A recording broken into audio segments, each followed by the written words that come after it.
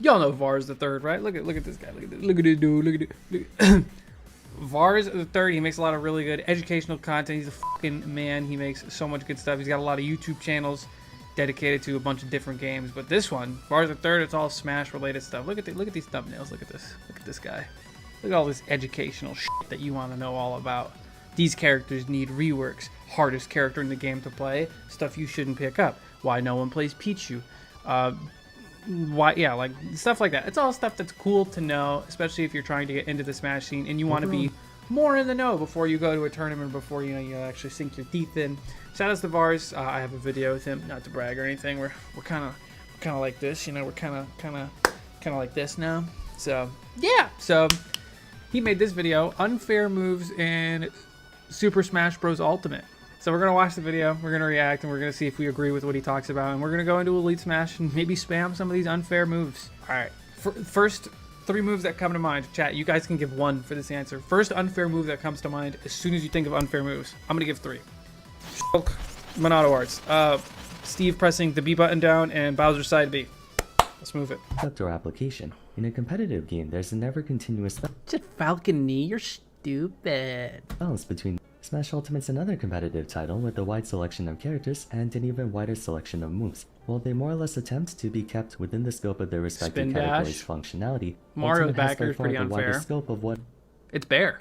Oh! Alongside that, compared to the likes of League, where champion abilities can be literally anything the character design team wants them to be, constraints for Smash moves are much more structural in that you have a preconceived notion for what to expect from, say, a neutral air to a forward tilt to an up smash. Video's a bit quiet, my fault. I have it on like max volume though. You gotta blame him. This often leads to characters having attacks that appear very similar to each other, a notable example being virtually every Fire Emblem sword fighter possessing an arcing half-moon swing for their up aerial, as Those window wiper up airs are definitely OD. quite possibly the most unfair move in Smash Ultimate by a significant margin would be Steve's neutral B, more specifically block placement. By consuming materials in his inventory, Steve can place down a block, which This literally does everything, by the way. The neutral B, it's God. It scales your character to be stronger by holding the B button. You can edge guard with it. You can get at a disadvantage with it. You can zone with it by literally making a wall.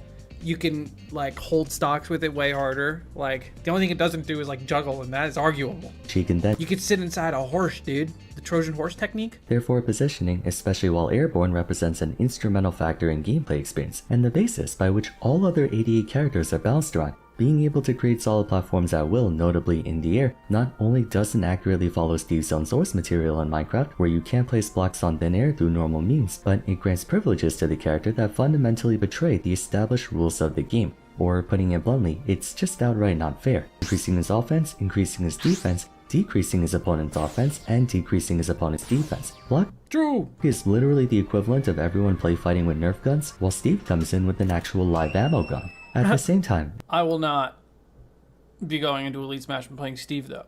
next move is going to be Snake's Grenade. I'm sure a number of you are surprised to even hear this attack being mentioned, but You think Snake's grenade is unfair? I think that's the epitome of he needs it.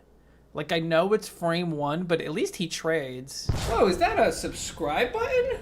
Oh my goodness. I heard people who click this get to see some of the best content on YouTube. Give it a try. Psh, what? in general, zoners have to relinquish close quarters pressure for their zoning faculty, so the idea is that if a brawler type character can close that distance and stay near their opponent at all times, they should have the upper hand. For most zoners, that dynamic is indeed present. However, part of what puts Snake in the top 5 best characters in the game is due to the fact that he's the only zoner who doesn't have this weakness. It will automatically explode even if it's held in Snake's hand. At the cost of a small amount of damage, Snake is able to break out of any non-true combo, mitigating what would otherwise have maybe been a 40 to 60%. I cannot stress this enough. He literally needs it, you know? My old buddy was a Snake man. It was hard to learn the game playing against him. That's fair. He's not a traditional character by any means. Next move is gonna be Sonic's Spin Dash, an attack that, like the previous two, has been notoriously characterized for single-handedly changing the way you have to play the game against him. At a surface glance, there doesn't appear to be much of an issue with this side B. On a fairly decent startup, it does a moderate amount of damage and pops opponents in the air for a potential follow-up attack with any of his aerials. Seems innocuous enough, there are plenty of other burst moves. The only reason I disagree with the Snake part is because like Snake Grenade is obviously very broken. There's no like argument about that. It's definitely very good, but I think it's one of the more balanced moves. I don't think it's like unfair. Like he has like a frame one escape option. Sure, that's pretty crazy to have, but it's not an escape option. He trades with you, you know, and it's not like it's totally unbeatable. Like you can, like that's like calling like Luigi Cyclone broken because it's a frame one escape option.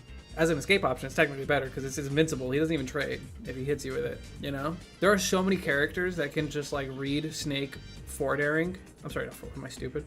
That can read Snake just pulling a grenade, grab him, and then instantly throwing him, which will do throw damage, and it'll pop the grenade, which is like maybe 20 plus damage, and you got hit by a grenade, so it's gonna combo into something too. So you can like rack up damage super fast if you read a grenade. Outside of being a frame one escape option, it's still very good, but you know, there's a 4-second timer on the projectile, man. Just throw it back at him. I am not in this boat of like Snake Grenade is this god move. It's obviously very good, but I don't think it's unfair. Such concepts apply to most if not every gap closer in the game. Diddy Kong Side B, Terry Crackshoe, Fox Illusion, Bayonetta ABK, although that one is dubiously punishable, so on and so forth. Alternatively, you can attempt to knock them out of their burst option with a projectile of some sort, as most of them have negative priority or a negative hurt box, meaning even against a weaker move, they could still get knocked out of it. Sonic's spin dash is inherently unfair courtesy of circumventing both weaknesses. Well, best to say, it's straight up impossible to add a shield Sonic side B. Put together, spin dash is the best burst movement option in the game, and might even be the best side special in the game depending on the situation. Granted, there are many other reasons why Sonic Side B is cracked. Being a burst movement option, it can aid in recovery, breaking zone control, edge guarding, pressuring neutral, and whatnot. Since I'm making a video on unfair moves, I'd be remiss to not include the best combo starter in the game by leaps and bounds, Kazuya's Electric Wind God Fist. If I were to be objective as far as combo starters go, it may statistically not appear to be that much better. Similar grounded scoop-ups can put you in a situation equally as punishing and may also be easier to fish for a neutral or have more range. Factor number 1, punishability. Combo starters, especially grounded ones, may be fast and effective when they land, but the obvious— I like the point he's making right now that most like broken combo starters, or like most good combo starters, are like pretty punishable, but a lot of the best characters in the game don't have their combo starter be punishable. Looking at you, Steve, looking at you, Kazuya, look at you, other broken characters I can't think of off the dome.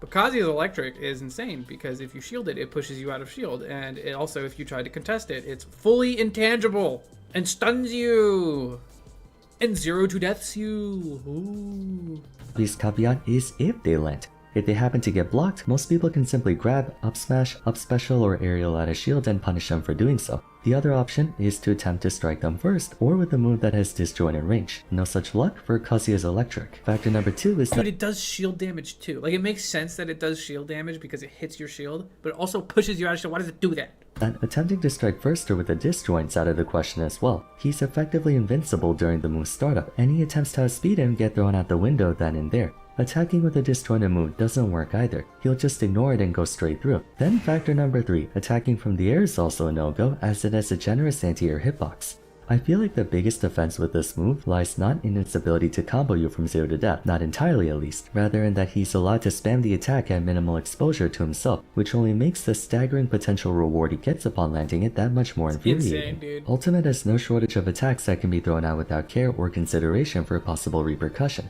Next one's not really a move, more a property, but I want to talk about Mithra's Foresight. You rarely see people mention— I like that he's mixing it up and not really going for a move here, but Foresight is insane because it's just bats within on crack because it gives you a punish window. There's so many characters that rely on like frame traps and like abusing like characters like air dodge frame data and stuff, right? If you air dodge through my move, you put yourself in a worse situation, or I still get to punish you. But Mithra is just like, oh, actually, I'm in advantage now. GG's. I changed the rules. But once more, just like with the other moves I talked about, Foresight fundamentally overrides one of the core interaction elements in Smash, Advantage State.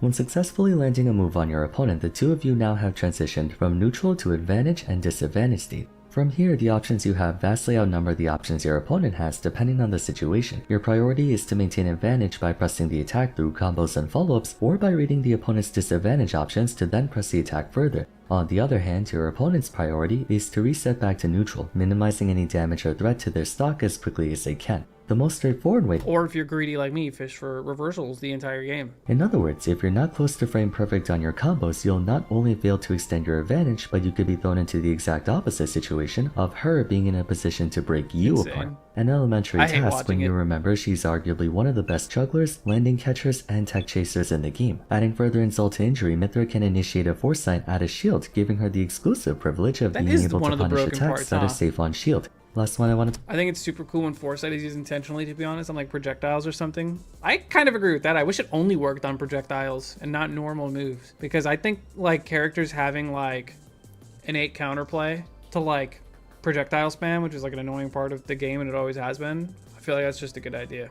Talk about is Shulk's Monado Arts, shield arts specifically. Hey. Next to Steve Block, players generally look to be in agreement that Monado Arts is by far the best neutral beat in the game for its sheer versatility. It is the very lifeblood that fuels the copium of Shulk mains believing their character is top 5 despite the game being out for 6 years and we still haven't seen a Shulk in top 8 at a P-tier event. Shield art, for one more time, breaks one of the fundamental rules of interactions in Smash. At the expense of practically all of his offensive mobility, Shulk becomes nigh indestructible. I believe he's able to withstand killing blows even at sudden death %. For example, he can escape out of a cross slash, I speak from experience, and I believe he can even escape out of a Bowser Whirling Fortress. Don't quote me on that though.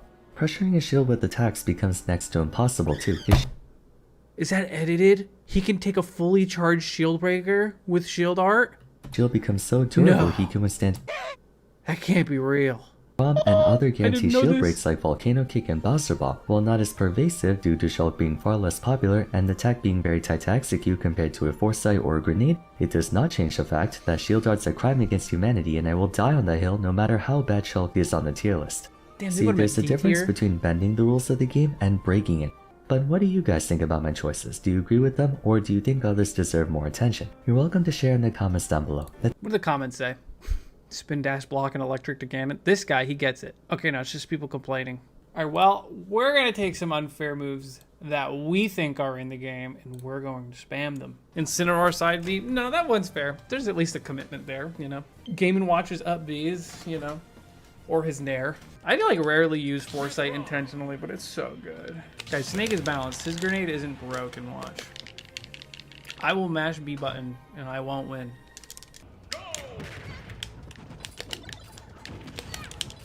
Wait, guys, grenade might be broken.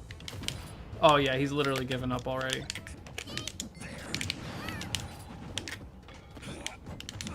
But you guys can agree it's his fault, right?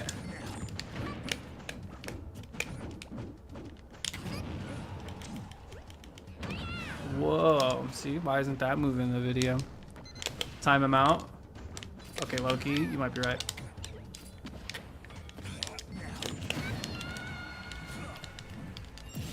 You don't blame him? Throw those grenades back, man.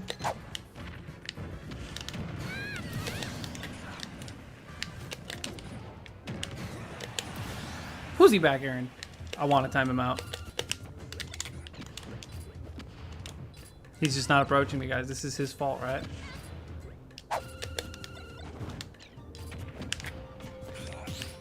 Guys, maybe this move is broken. I definitely like am simply relying on this and nothing else. I've decided I want to time him out, so that's what I'm gonna do, goddammit. Oh, he didn't DI properly. My autopilot kicked in. All right, more unfair moves. Charge shot is up there. Mario up air is low-key up there. All right, check it out. Watch as I win with one move. Oh, you... Oh. It's not working.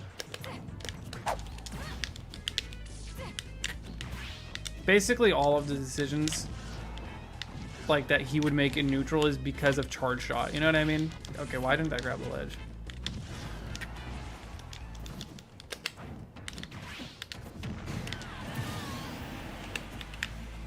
Because now he has to respect charge shot like any given point, which means he's going to jump a lot more. Hence why forward air is so good. I wonder if this would combo. Okay. It makes your opponent rage quit. Corrin up air. He actually briefly mentioned that in the video. All those like window wiper up airs. Those are super spammable. It's funny they gave it to Sephiroth, but they like balanced the hell out of it. And it's super slow. It's like technically larger than all of the other ones, but like, who cares? Somebody wasn't having fun anymore. Isn't that so weird? Like, why is this hitbox moving that fast at that size with this little end lag? Why did they do that?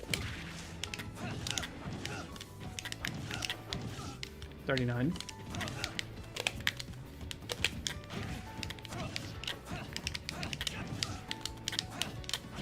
Have I proven my point?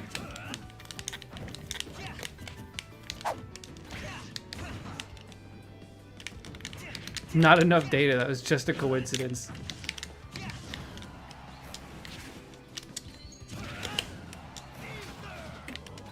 No, really. Why did it just start like lagging this bad?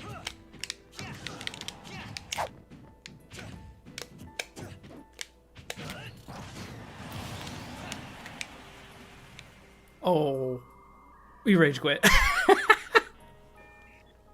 Okay, I've gotten 2 rage quits by spamming broken moves over and over, guys. I don't think it's a coincidence. Maybe Vars was onto something. I forgot I'm fighting against an AI. And I can't just stare at them being stupid. Is pin broken or just annoying? Low-key, it's broken. But it's like situationally broken. It's like the only balancing factor is the situations you can use it in, I guess. What else do we got? Falcon up you, that move is unfair. I mean, it's not unfair, it's just obnoxious. He didn't even mention Bowser side B, but check this out. Let's make this obnoxiously large hitbox. Like the size of a projectile, right? But you can't reflect it or absorb it. Here we go. Here we go.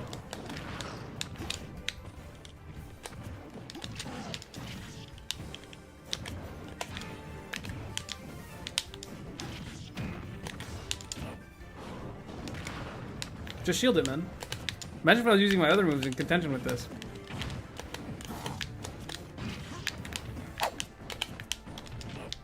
Oh, you were in the air? That doesn't mean you're safe from grab, buddy. Alright, now let's see why this move is truly super freaking cool.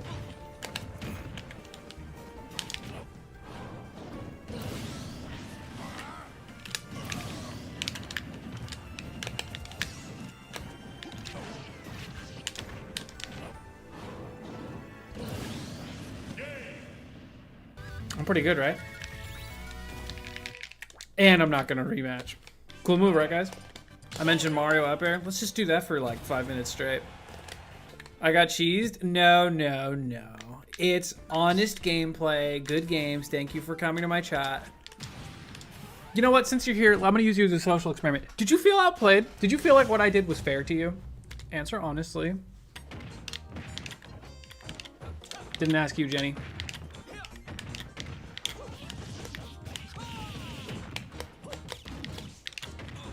Said I got cheesed. Wait, I don't know. I don't know when he said that. No. Well, it's high-key my fault for getting hit by it, but was it fair? Now, do you guys think he's not doing anything about up air by choice? Nah. There you go. Thank you. It's unfair. Ask the victims. If I actually spaced that correctly, I probably would have killed him. Oh, how did that miss? I'm not even looking at the game, by the way, and I'm just up airing over and over. That's how cool this move is. Dude, are you trying to air me right now? Don't do that. My up air will win. Uh-oh. Okay, that's an unfair move. I just got shield poked at full shield.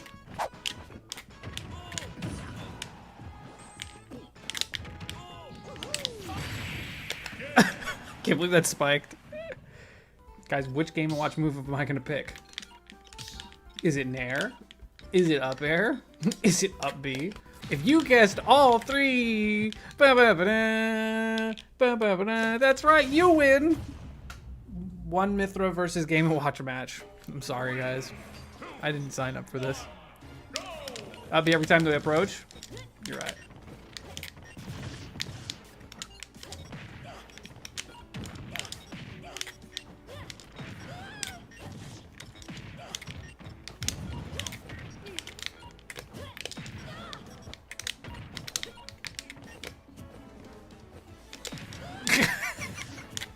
Broken are the moves that you know your opponent's gonna do, and then you just can't really do much about it. Okay, guys, remember that the video was initially about Aegis, so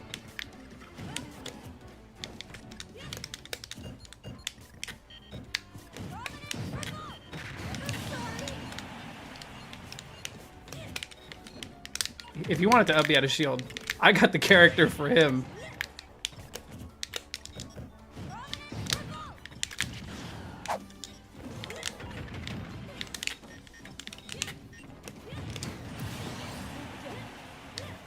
There you go, there's Mithra. Will I get hit with Foresight? Let's see if he'll use it. Well, bad Mithra player, he didn't watch the VARs video.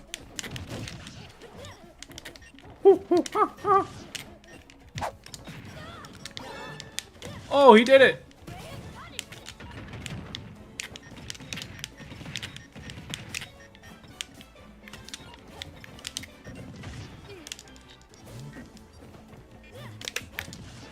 See, why did I spot dodge when I should have up-beat?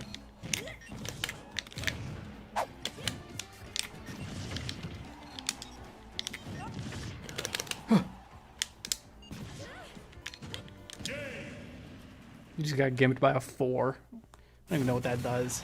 Banana is broken. Oh, watch. You guys want to see me counterplay snake grenades? It's on FD too.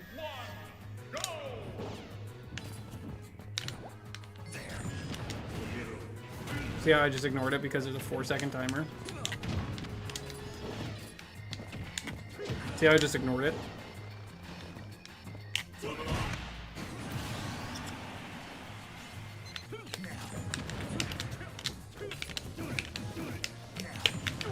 This dude loves just doing double jump. Now.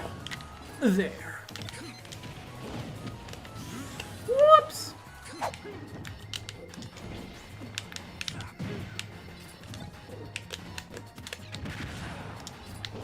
You know, haven't really been struggling with grenade that much, huh?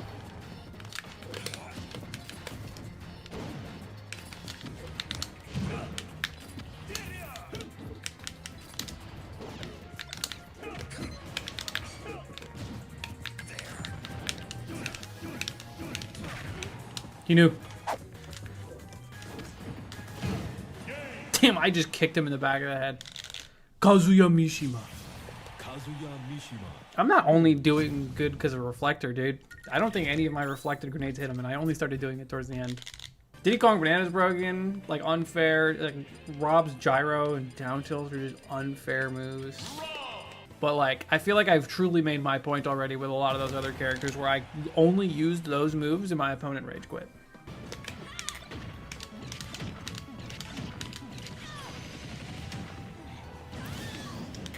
So what do you guys think of my Rob? You want to roll in this time?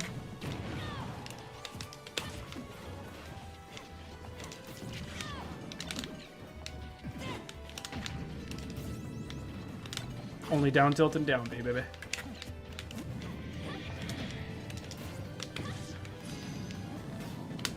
Ooh, F tilt. Getting crazy.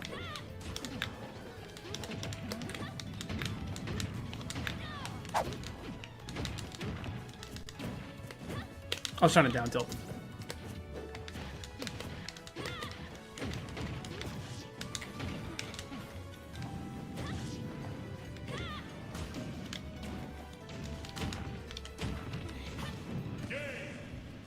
Is there a reason I don't use Rob in tournaments? Too hard. I have to think so hard when I play him. I can't do it. You know? Alright. I'll just play one more for funsies. Not really proving a point. And then I'll say goodbye to the video, if this one even makes it in the video.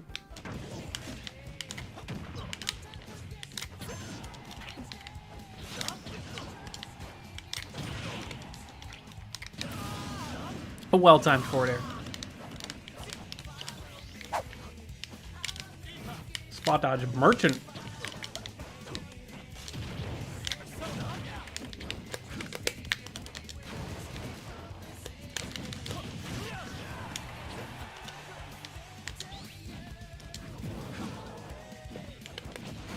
Oh, another back here. Feeling crazy today, are we?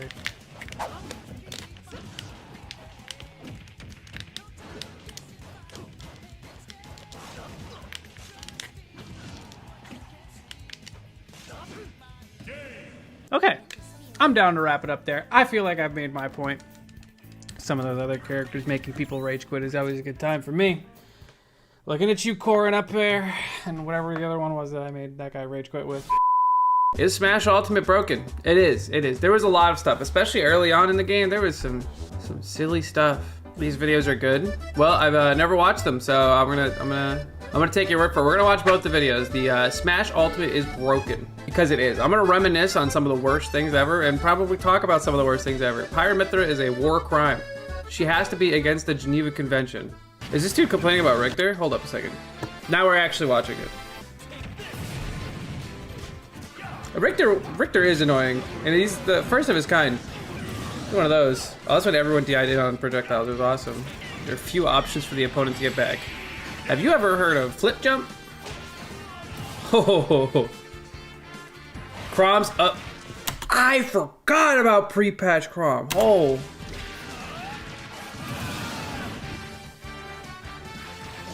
I don't know if this covers it, but you used to always die first.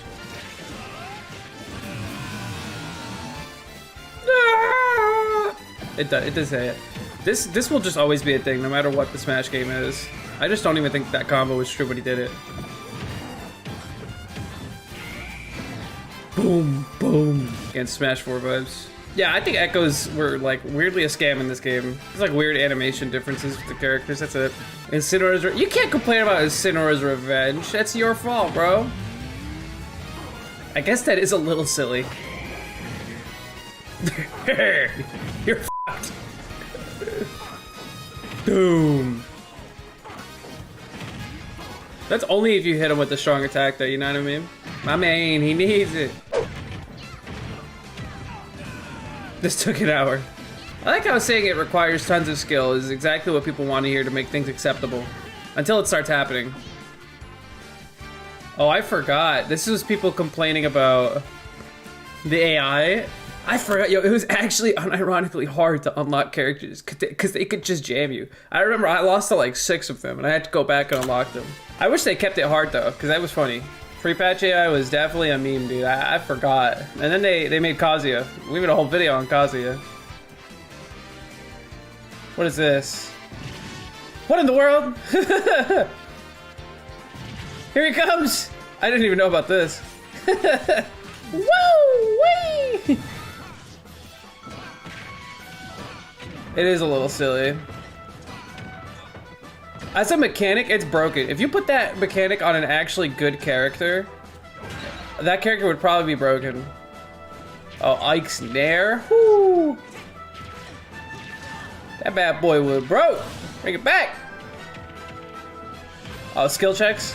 The actual originator of skill checks. Just, it's a mash check more like, oh, don't put ZSS in here. We haven't seen ZSS in this video yet once. Oh no, not this. This is less of an issue than people made it out to be. That was like one of those things where people were from Smash 4. People were more focused on looking exactly at what the character was doing, but now you just need a general idea of what characters are gonna do because things are unreactable as it is. Oh, Pichu F-Tilt skill. This move was broken, dude. I remember that. Oh god. That's someone's dream right there.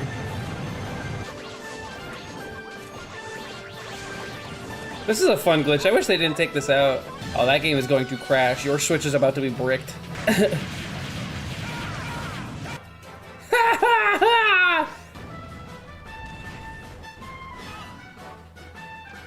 Every single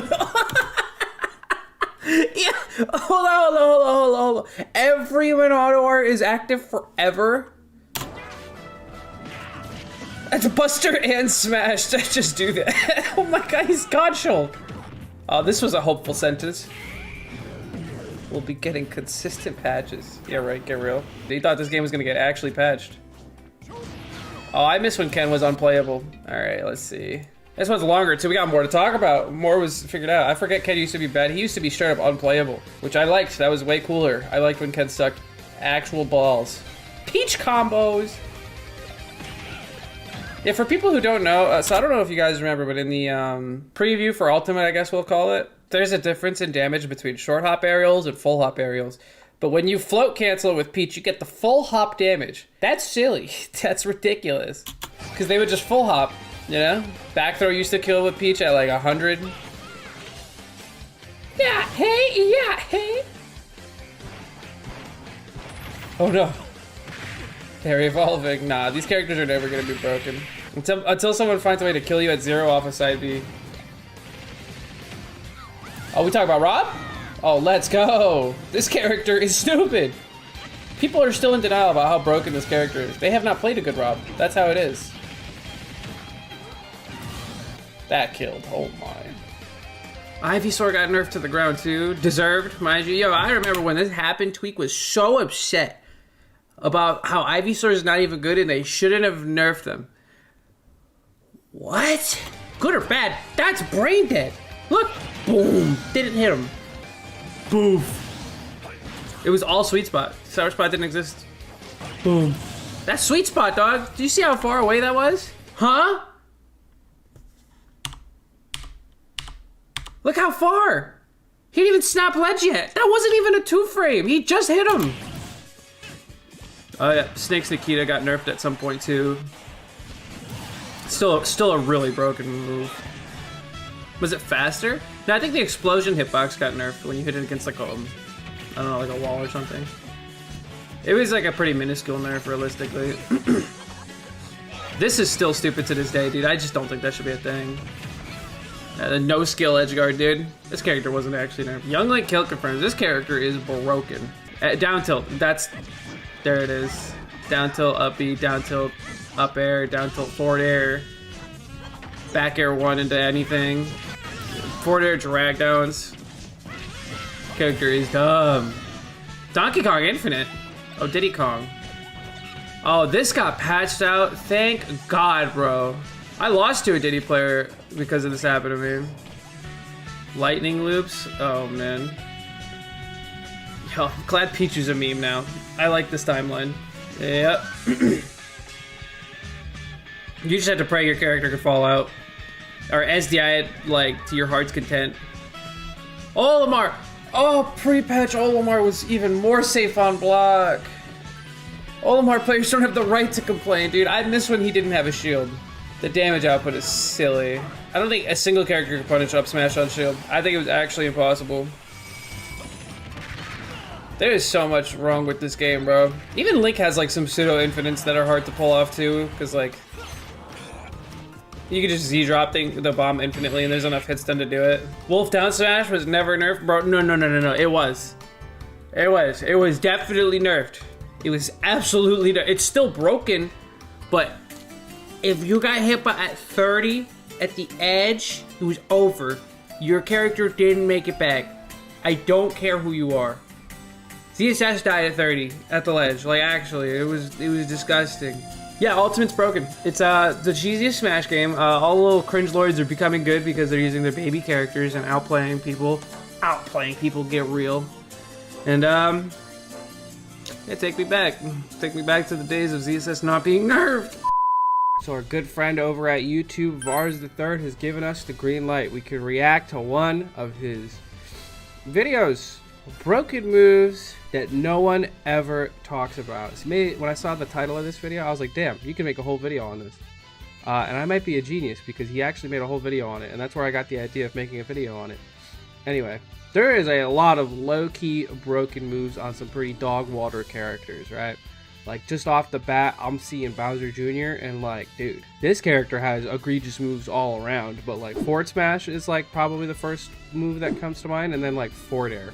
Time for Icy's down tilt. That's also a very good move. Yes, Ganon Nair. That's his only good move, you know? You could probably name just about any character in the game and they have at least one broken move. A move that either carries them or it makes them a threat and makes them deserved to get camped, you know? That's kind of like how tier lists work, you know what I mean? Like the better your character is, the more good moves you have. And then the lower on the tier list you go, the less good moves you have. And those moves are generally so over-centralized that you just don't even interact with them. You'd rather just camp them. Anyway, let's see what Vars has to say about it. Welcome back to another Smash Ultimate video, and today I wanted to make another discussion on moves or attacks in this game that I'd assume most people find overpowered or annoying to deal with, but you It's not Mecha Koopa. rarely, if ever, come across them when people bring up the ad nauseum topic of broken moves. I've already made a piece talking about the top 10 strongest individual attacks in the game in my opinion, and those are moves that very frequently get brought up in Smash discourse. But for today we'll be going through broken attacks again that nobody really complains about, or rather, I shouldn't say nobody because inevitably there will be people in the comments going, You know, he did just show Toon Link F tilt. That move is crazy.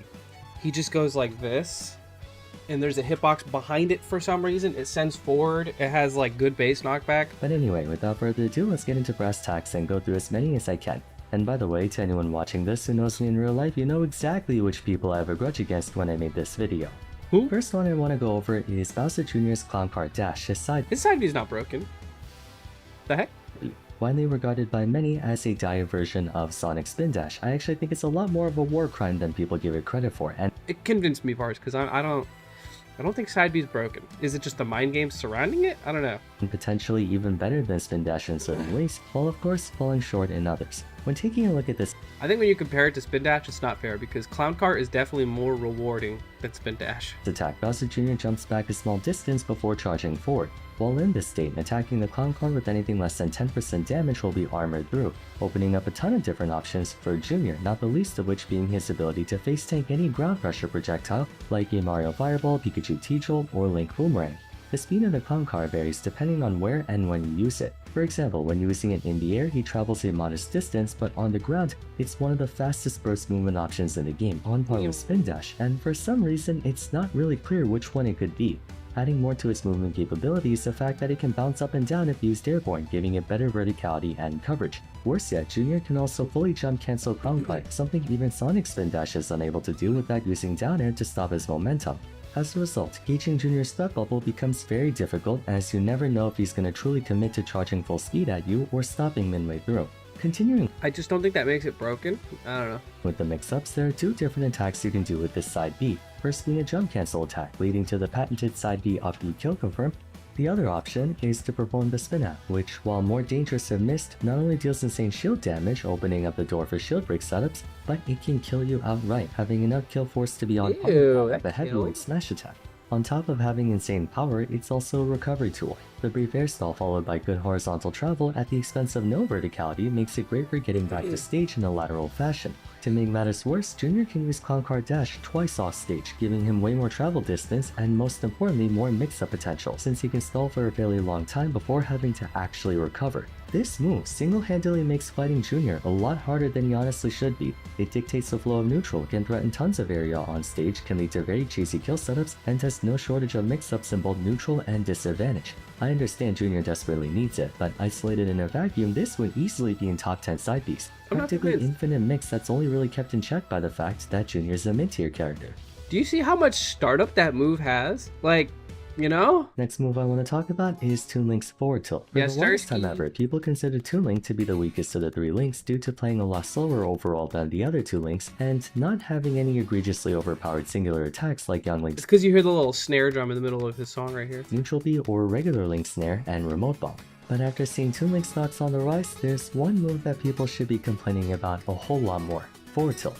At first glance, it doesn't seem like that offensive of an attack. Like most other F tilts, the goal of this attack is to Low-key, get whoever's his dash tag also goes in the conversation too. We'll get to that. in front of you. Forward tilts usually have moderate damage and decent frame data. Even visually, it doesn't look all that problematic. Just your garden variety sword F tilt. So what's the issue here? Everything. To start, it's one of the spammiest F tilts in the game, especially for a sword F tilt, being frame 9 on startup, which isn't bad at all, and only 29 total frames, very close to Mythos F tilt. Also, it's minus 11 on shield, making it one of those attacks that while you can add a shielded, you can only do so if you're preemptively mashing your add a shield option. You can't And he's short, so you can't get like anything good out of it. see Toon Link's F tilt hit your shield, then react to it, and then grab her up B or up smash. Secondly, look at the hitbox. It starts a measurable degree behind him, making it one of the few F tilts in the game that can attack opponents not just above, but behind Toon Link if, for example, they Yeah, that right there. That happening to me every time I fight a Toon Link, makes me hate this move. Exactly what's going on with Ganondorf right here. Try to roll through him.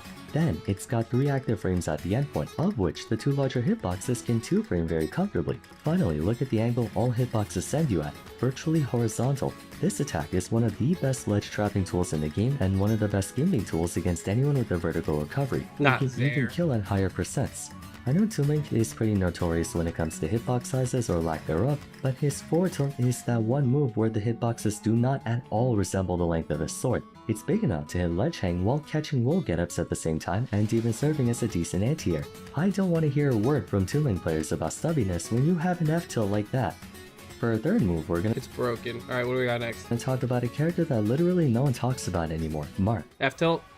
It's probably Martha F-tilt. Or side B? Side B's not like broken, but F-tilt is like, it's kind of like one of those play the game for you nairs, except it's on the ground and except it's on a booty butts character. It's probably F-tilt. I mean, like, the tipper kills really early, it hits on platforms. Like, it hits people, it tippers people on platforms. F-smash?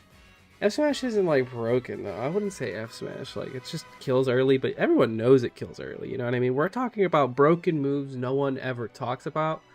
I'm thinking it's either F-tilt or F-tilt. I feel like over the history of Smash Ultimate, Marth has to be the most downplayed character in the game. People legitimately resigned to putting him at bottom 10 purely due to his tipper inconsistency, which I admit is a non-negligible concern. But to argue he's a bottom 10 character when he has a ton of really broken attacks makes me feel Nair's like also people have really been good far too. too ignorant of the potential he has. One in particular that I want to complain about is up tilt. Up tilt's okay. I don't know. It's definitely very good, but F tilt is just up tilt, but over here. You know what I mean? That's why I think F tilt's better for this conversation than up tilt. It kills very early. I'll give it up. I had half a mind to touch on forward tilt, but we already talked about an up tilt, so let's add some variety. Sword up tilts are known to be some of the best anti-airs in the game, covering a wide arc above their respective characters and even having decent knockback scaling to threaten stocks later down the road. But for the most part, the point of an up tilt is to get opponents in the air and keep them in the air. Such is the case for his Echo Fighter Lucina, whose up tilt carries good range, coverage in front and behind her being very fast to frame 6, and having early percent combo ability while also being a reliable tilt kill is option around the 160-170 mark, namely with the back end of the attack. Marth's up tilt shares much of the same qualities, only there's 2 differences. One, its power is consistent across the front and back, as opposed to Lucina's front hit being weaker. 2, while the sour spot's unsurprisingly weaker, the sweet spot kills like a motherfucker. Tipper up tilt is ludicrously strong, being able to threaten stocks as early as 105%. As early as 105%, bro. Do you know what percent these DLC characters are killing at off of like frame 3 options? Come on. Unlike his other moves, achieving the tipper is surprisingly easy. Look at that. That's not even the tip, bro. What the heck is that? He is spitting though. This is one of those like Clarin moves where it's actually harder to hit the sour spot than the sweet spot. I'm gonna go yell at that bird. Do depending on the setup. For example, small battlefields platforms are placed at just the right elevation to where the first couple frames of the attack are practically guaranteed to tipper, effectively giving Marth the strength of an up smash, but on an up tilt. Secondly, up tilt's early hitbox, the one that starts in front of him, is closer to him and low to the ground, making this one of the few moves in his kit that can potentially sweet spot at close quarters, especially if the opponent's on the floor, such as if they missed attack, which Marth can easily force. That was with his crazy. down You can tilt. up tilt that. The biggest thing about Marth that players have a What's up, Storms? Thank you for the 32 months. F-tilt is more broken considering ledge trapping is so relevant. It also hits platforms. F-tilt's also a neutral playing tool on top of a ledge trapping tool, whereas up-tilt's like good for juggling and like platform chasing. Still, bad habit of downplaying is that while he can struggle to land tippers consistently, when he does, all of Marth's attacks are stronger than Roy's. For example, Marth's tipper back air beats out Roy's tilt back air and knockback strength, or strong hit dancing blade is stronger than strong hit double edge dance. It's obviously much harder to do, mind you, but the point is, Marth's attacks hurt, and up tilt is one of the best examples of that in my opinion. You can tipper in reasonably often, and when it hits, notably if the opponent's on the platform, you can explode them insanely early. This is all while still retaining. look, that's another reason why F-tilt's super good. Look how close he starts this F-tilt, and then look where he ends. If the opponent Like, he gets pushed back a little bit too once he does the F-tilt. properties He reaches very far forward. good up tilt, wide area coverage in front and behind him, massive disjoint. Look, and even Leo agrees. good Look, up in a tilt. situation where you definitely want to do up tilt, he Area F-tilts. coverage Because this F-tilt, it almost covered it. On a stage that wasn't Town and City, this F-tilt actually hit riddles. See? Leo agrees. The coverage in front and behind him, massive disjoint, and early game combo potential even with the weak hits. Although except when compared to Lucina's up tilt, which doesn't kill you until like 170, Marth's up tilt kills you at a percent you'd expect up smash to. A criminally underrated move that people should give more attention to. Let's go back to special. Barely killed Puff at 156. If ever does it come into the equation when discussing the best up Bs. Bayonetta's Switch Twist. The community typically evaluates Bayonetta's kit when used in tandem with each other, seldom talking about singular attack. Talk about it, which I guess is the whole point of the video. Combat-wise, Witch Twist is one of the best up Bayonetta shields in the game at frame 6, True. Out by Samus and Game & Watch at 4 and 3 respectively. Since you can use up special regardless of direction as opposed to an up smash for instance, the fact that Bayo only scoops up in front of her is a moot point. You have a quick out of shield option that can easily combo into any semi-fast attack you can think of. In fact, I'd argue other characters could use their up B better than she can if they have a stronger aerial attack. There are also situations where as Bayonetta, you want to just up B their double jump. Like characters that have to go low to recover, you just scam them with up B. And then they don't have a jump and then it's over. But overall, the main reason this move is so good is because of the sheer amount of mix it has. Witch Twist can be used for standard recovery purposes, traveling extremely far when you double jump cancel it, which by the way, if you use up B shortly after a double jump, you get your double jump back, practically making Bayo a multi-jumper. You can stagger your second up B from the first one to be used at any time you want, and most crucially, it offers total freedom of action. Even other actionable up Bs like Game & Watch or Kazuya prevent you from doing something out of them, but Bayo gets complete access to her character. Again, you can up B twice and then double jump after. In combat, it's a frame 6 out of shield option that can cover a nice area above her, making it usable as a preemptive anti-air, not even as an out of shield option. Finally landing it guarantees any decently quick follow-up you can think of. It is a fantastic up special that I feel like people don't complain about as much as they should be. Likely because they're too busy complaining about Afterburner Kick, which also is a war crime. True, I complain about ABK more than I complain about Witch Twist. I think we have enough time for one more, so I'm gonna go with the back air. And an underrated back air. Let's see, before he even shows a character, an underrated, I mean, Ike comes to mind. Most back airs are designed to be broken. I feel like the forward air is the combo tool usually, or the play neutral tool, and then the back airs are the kill tools. Usually ending combos or just going for raw back airs. Yeah, honestly, Charizard is a good one. Wolf back air, everyone knows about Wolf back air. Come on, Corrin back air, we know that's broken.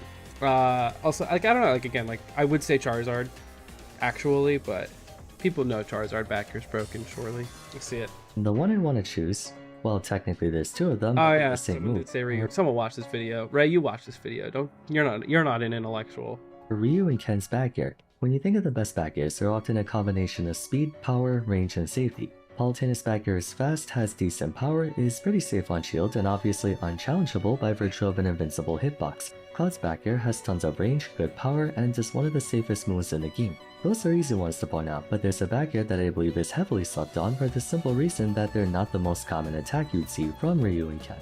Honestly, it doesn't take much of an examination to know why this move is so good. In fact, I dare say the only reason it's not a top 10 back air is because it's stuck on two characters who involuntarily have to face their opponent, making it so the only way you can use this move is by a reverse aerial rush. Opening up with its attributes, it has a frame 8 startup, making it one of the faster aerials in the game. It has a huge hitbox along their leg, even covering a degree above and below it, like look at that shit.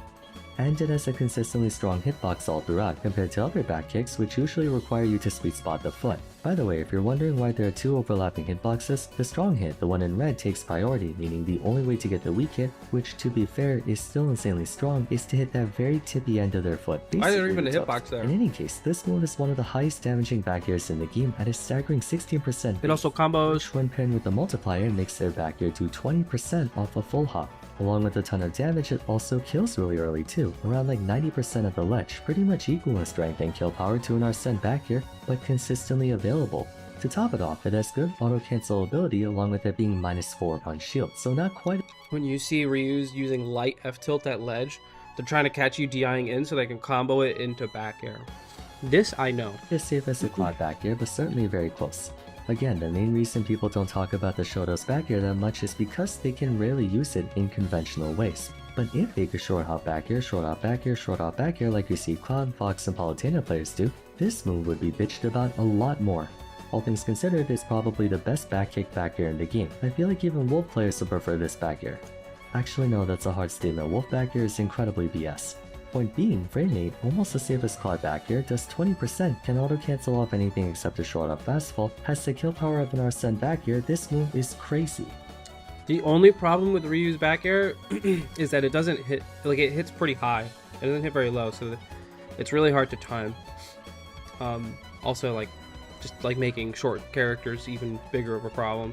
Of course, like all content of this variety, it comes down entirely to opinion. For some people, they might not see these attacks as overly problematic, while others might think I'm wrong for saying no one talks about them. But usually when I hear discussion for up tilts, people talk about stuff like Sephiroth, Min, Belmont, Smithrow, what have you, not really Toon Link. Or for back airs, people talk about Wolf, Palutena, Cloud, Pikachu, Korra, not really the shows, so on and so True. forth. Anyways, let me know in the comments down below what other moves you believe are ridiculously overpowered for how low of a profile they keep. Good video, I'd say. Could have gone for more characters, to be honest.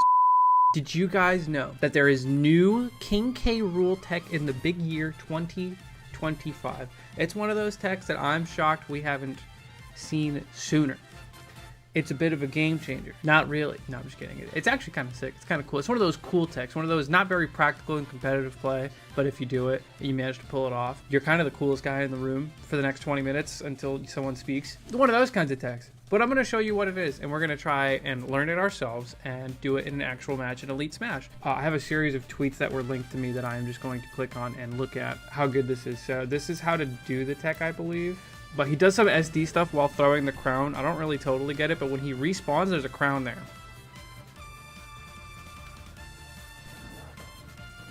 Holy audio delay.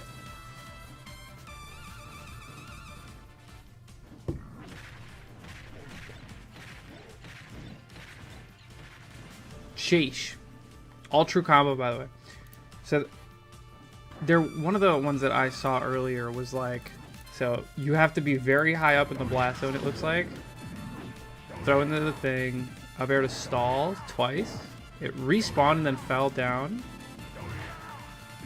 And then it just spawns in front of you. Alright, let's try it. Let's see if we can do it. Okay, so I have to cry, because I'm dead. Okay, so here's what we're doing. Dying. Nice. Dude, you suck. Dude, you're trash. You're getting aimbotted. I gotta push him a little bit more.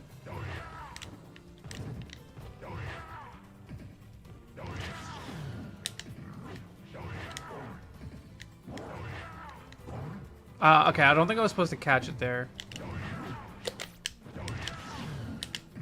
I gotta go higher. Wrong way.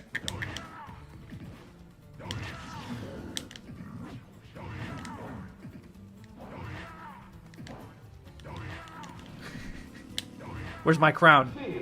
Wait. Sagar, I said the low tiers stay low tiers.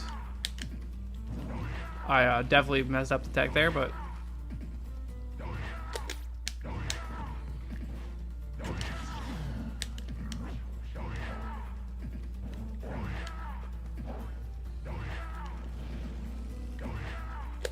Alright, what am I doing wrong? Right next to the blast zone. Was I supposed to up air then? I forget.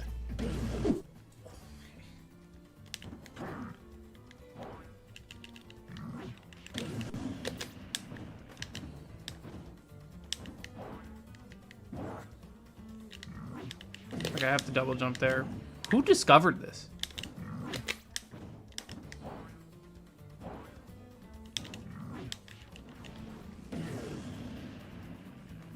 Where's my second crown?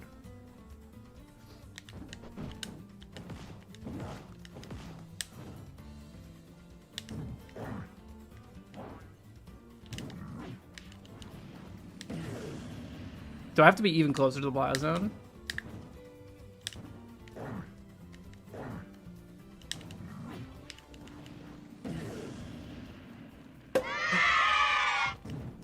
No! I accidentally caught it, but I spawned a second one. I did it. Okay, God damn it.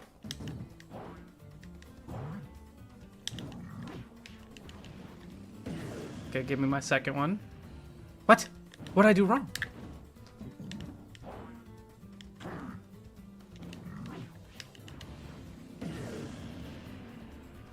I don't know when I'm supposed to SD, so... Because I get really close to the blast zone here, and I ride it for a little bit. Okay, sooner than I expect.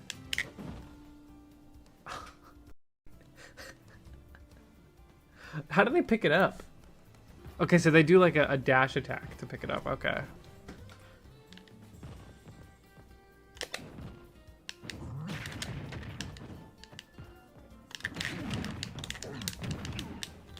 So it should spawn another crown then, right? Is that what you guys are saying?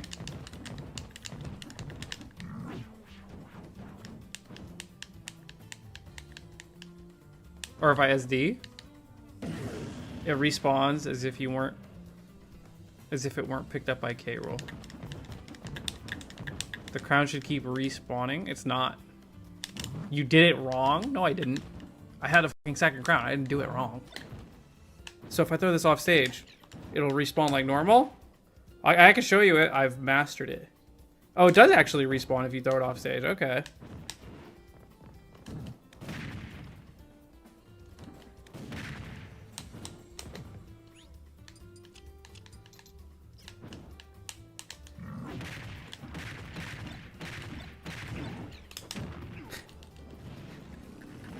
That's so stupid. I love it. All right, hold on. So let me try. Now that I kind of understand. Oh, I understand the premise of the other one where I don't SD. So the idea is what kind of what you guys were saying, where if the crown spawns off stage, it will respawn in front of me.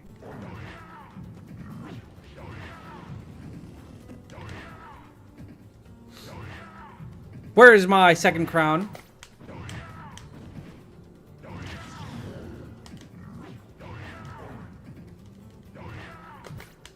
So yeah, I do have to catch that first crown a lot faster.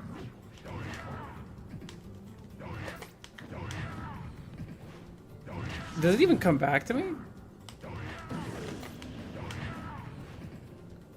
He throws it again, doesn't catch it, and rolls it. I don't fucking get it. This tech is weird as shit. Oh hell yeah, this is definitely gonna help versus...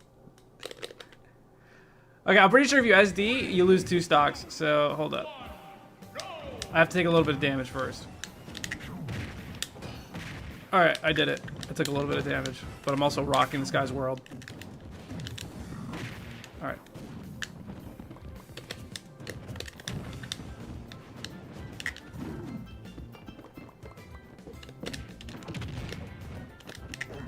Honestly, a great time to do it is when you're about to die. Well, actually, no, because then you don't get the value out of the crown.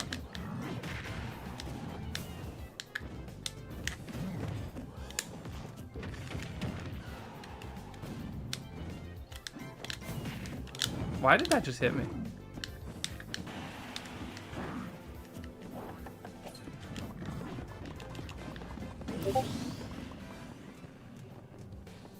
I didn't do it right.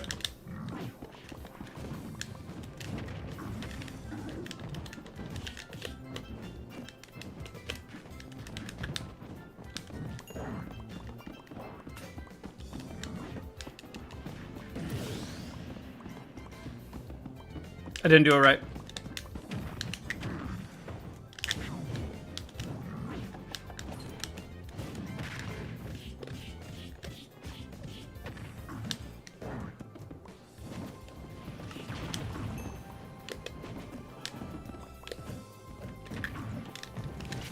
I was gonna go do the crown tech, but then I realized I'm on last stock.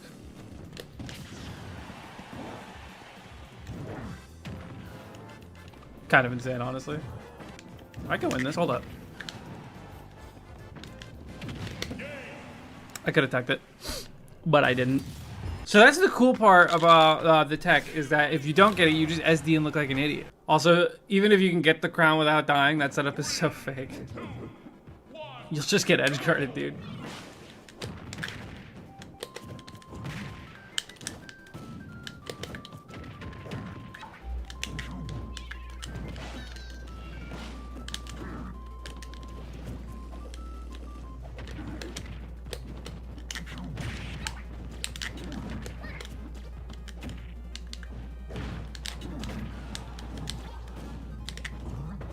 I tried to dash tag him into the cannonball.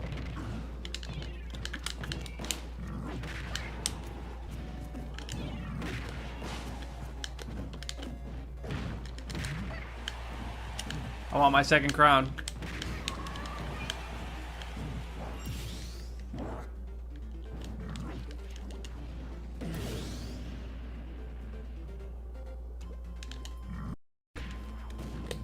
Great time to do it, honestly, is when you are at really high percent. Bro's so confused as to what I'm doing, by the way.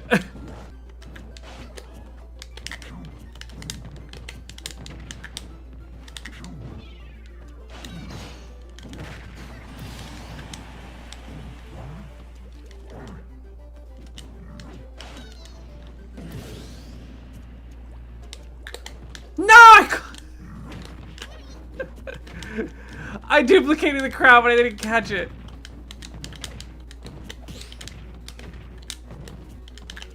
You have to like be so careful with your spacing when you're picking up the second crown.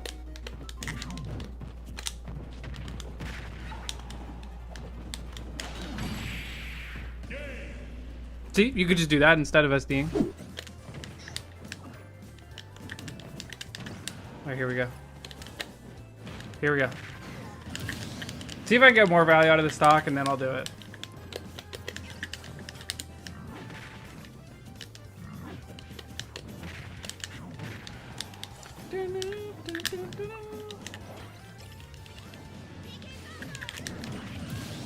Alright, hold on. Now's a great time to do it. Look at this stock value.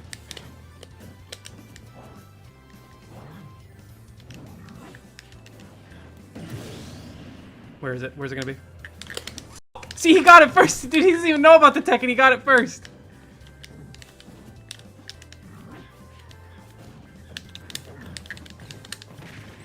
Wait, I got it.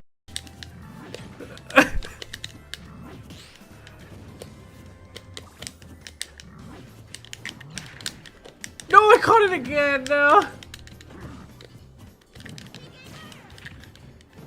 I think he did know. I think he was ready as. No, dude, you could just see the crown respawn in any, like, dude, if you have any amount of Chimpazoid in your brain, you just go pick it up. Alright, one more time. I missed the jump, are you dead ass?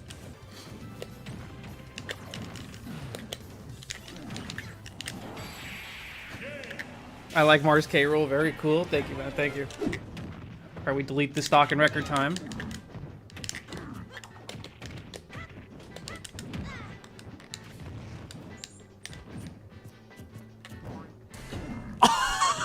I don't know what to do. I think this. I should have forward smashed.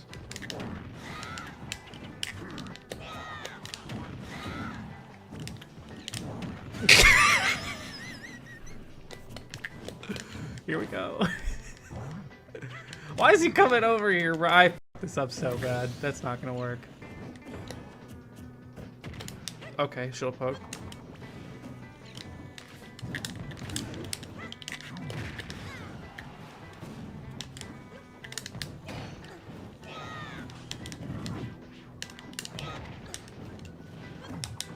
Oh, here we go, here we go, here we go. Don't fuck it up.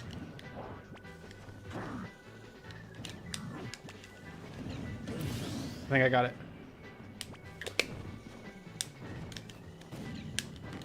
I'm so mad. Wait, I think I could have up smacked. I want to break this guy's shield again, but I don't think it's gonna happen. I can think of one thing to try and do it.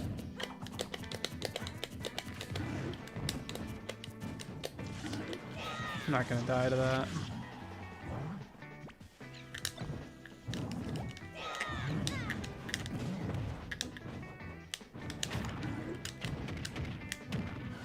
I was trying to down smash, not jab 3. Stop landing on it. Dude, if I have to line up a dash attack to do it every time, I'm never getting the crown first, but I will try. K rule's more complicated than ZSS. True. We're going to be reacting to a little bit of content today. So our favorite, well, we have a lot of favorite content creators that we just yoink content off of now, don't we? Isn't that crazy how that works out? They're all my favorite. I can't pick just one. But today, is today's favorite is Mock Rock Talk. I don't think I actually ever realized how smoothly the name goes by. It goes this way. We're going to be watching the top 10 sometimes broken Smash moves. And I actually really like that wording. There is definitely a lot of moves, probably off the dome that I can think of, that is situationally broken, but also situationally like doo-doo dog water and is just completely trash.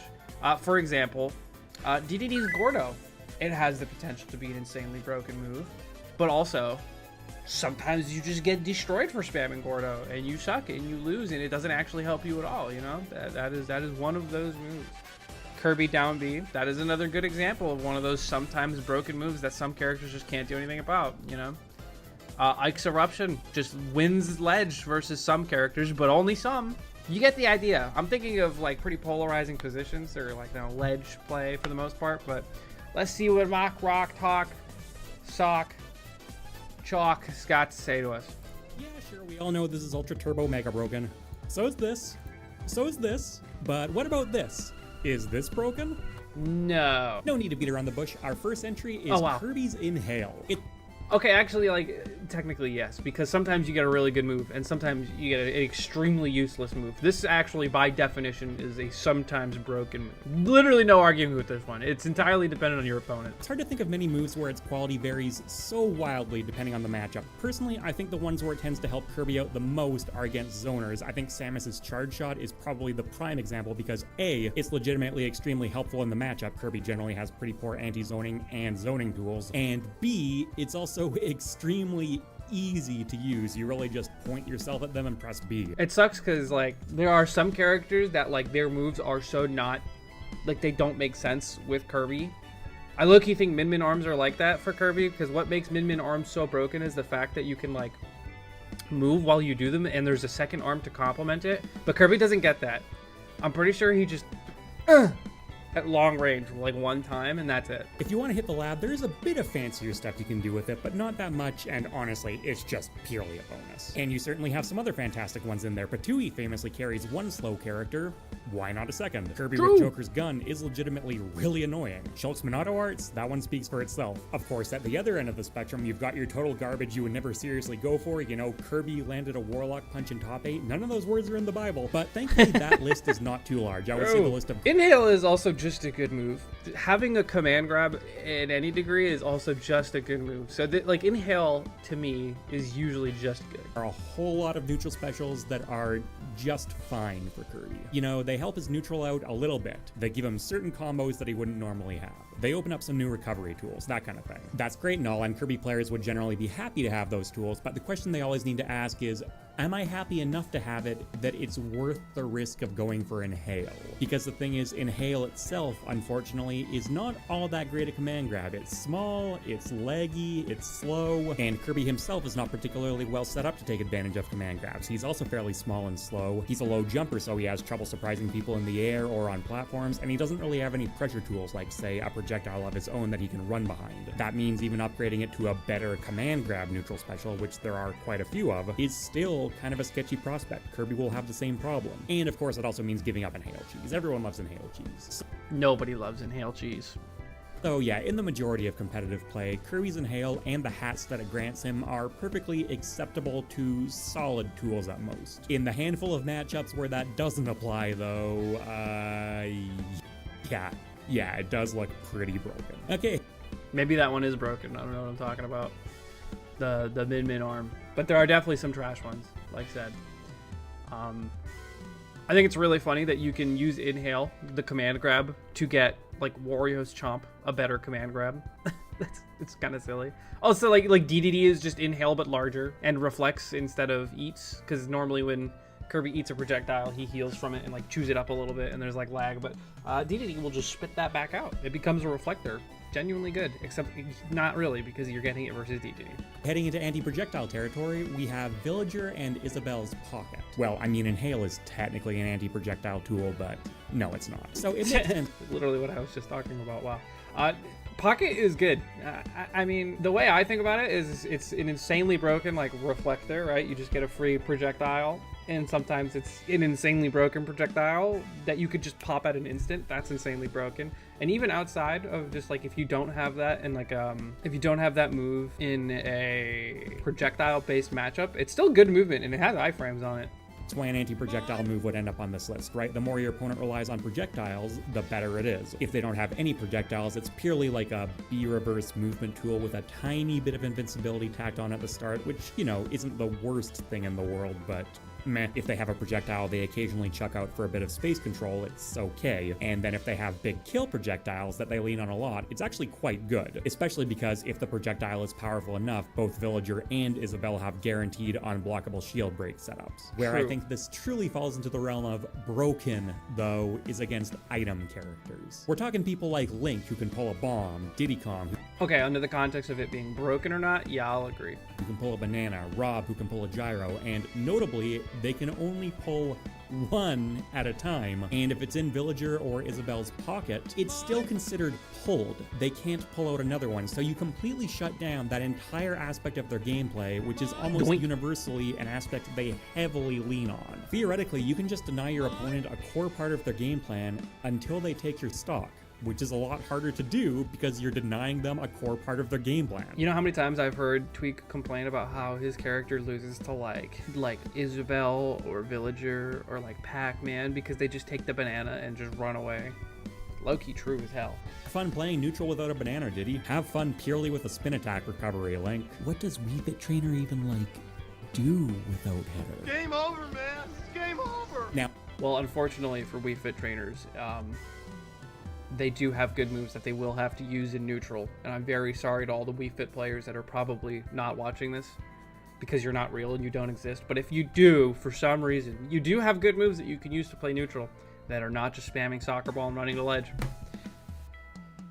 Maybe just try it. all right, another 2-for-1. Coming up next, we have Ryu and Ken's focus attack. So, Good. hey, I like that he's taking this a completely different angle than I am, because I was just talking about things that were oppressive at ledge, but only versus specific characters. This is kind of the same thing, right? This is like broken, but against specific characters, but it's different from what I was talking about, because if you have a multi-hit, focus attack is trash and never usable. For like, if most of your aerials are multi-hits, you don't ever want to use focus. you got any of those multi-hits? The ability to tank exactly one hit is an extremely polarizing trait in Smash. In Street Fighter 4, where it originated, it was a universal mechanic, so characters' movesets could be designed to accommodate it more. In Smash, that's not a thing at all. Some characters essentially can't do anything to break it. Now, it's Zero Suit Samus has to do a forward air, and that's risky and trash. not a total get-out-of-jail-free card against those characters with no multi-hits or situational multi-hits. They can still attack you repeatedly, but you can still rightfully feel fairly safe in those matchups as compared to, say, Dark Pit, my main, who essentially just has the privilege of not worrying about focus attack whatsoever. And of course, there's a range to all this, right? Back in Smash 4, I remember thinking how clever it was seeing Corrin players use down air to break focus. That was I will sometimes just raw boost kick it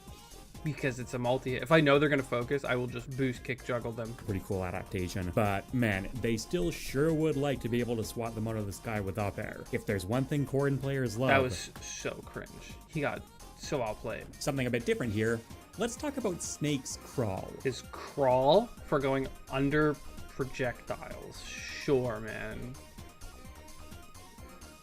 Okay, I don't think that's a move. But I think having a crawl as part of your movement and not a move, the fact that it's not taking up a move slot makes this already balanced, like unbalanced, you know? What is he cooking? Let me hear it. I've always known this was a decent option other characters didn't have, but over time, I've become increasingly impressed by it. You know, it's got its obvious uses. It's harder to hit you from the air, it primes down tilt very well, it lets you duck under certain grab hitboxes and things like that. Not super reliably, but it can happen. A step up from that, though, is its projectile protection. It can come in very handy against a Falco player, for example. But, you know, Falco's lasers certainly aren't a bad option, but they're not absolutely insane either, and shielding them generally works just fine. And against a lot of characters who lean on their projectiles way more, they tend to be able to hit Snake. Then you get to some more obscure matchups like Robin, for example. In a situation like this, Robin can actually be a bit stumped. Yeah. Yeah, he's got a point here, like specifically in this matchup. Like Robin likes to do thunders and then rising forward airs to beat you jumping over thunder, and that is Robin's whole 1-2 game plan. And whether you beat a Robin or not is usually entirely dictated on how well you guess or how patient you're willing to be. None of his electrical projectiles can hit Snake. His fire one can at the proper spacing, but that's easily reactable. And he has trouble physically getting over there as well. And as a result, I've noticed that this is a matchup where Snake's crawl really comes into play. I'm not a Robin player, so I can't personally testify to this, but damn. That looks really frustrating. Snake, of course, isn't the only character with a low crouch, he's not the only character with a crawl, he's not the only character with a low crawl, but I think it is especially well set up for him. He's quite a tall character normally, so that's obviously mitigating a weakness, but on top of that, he also has replenishing resources. Kirby, in a similar situation, for example, can also crouch under these projectiles, but he doesn't really gain anything for doing so. With Snake, on the other hand, this gives him time for, say, his grenades to go off, so he gets to replenish the count there, and at the same time, he gets to close in for free, made all the more dangerous because of how long-ranged his down tilt is, and if we want to talk about range, dash attack is definitely in that conversation too. So why is it only sometimes broken? Because crouching is already really good. Like reducing your hurt box to a little pancake is just gotta be good. That's a factor which applies to every matchup to some extent, but yeah, it's the ones like Robin where he really gets to cook. Now, some people might say that Snake's crawl isn't a proper move and doesn't belong on this list, and those people are going to be real upset about the next choice here. Oh, he's done talking about it. He didn't mention a drawback to this move at all. He didn't even, like, he said it was situational based on, like, only projectile matchups, but, like, dude, just making yourself a little pancake is freaking awesome. Literally and futatively. That's a word now. You don't use tilt sticks, so you are unaware. What are you talking about, dude? I know you could do tilts out of a crouch. He didn't even mention tilts out of crawl, so I guess everyone is unaware. I mean, I know, dude.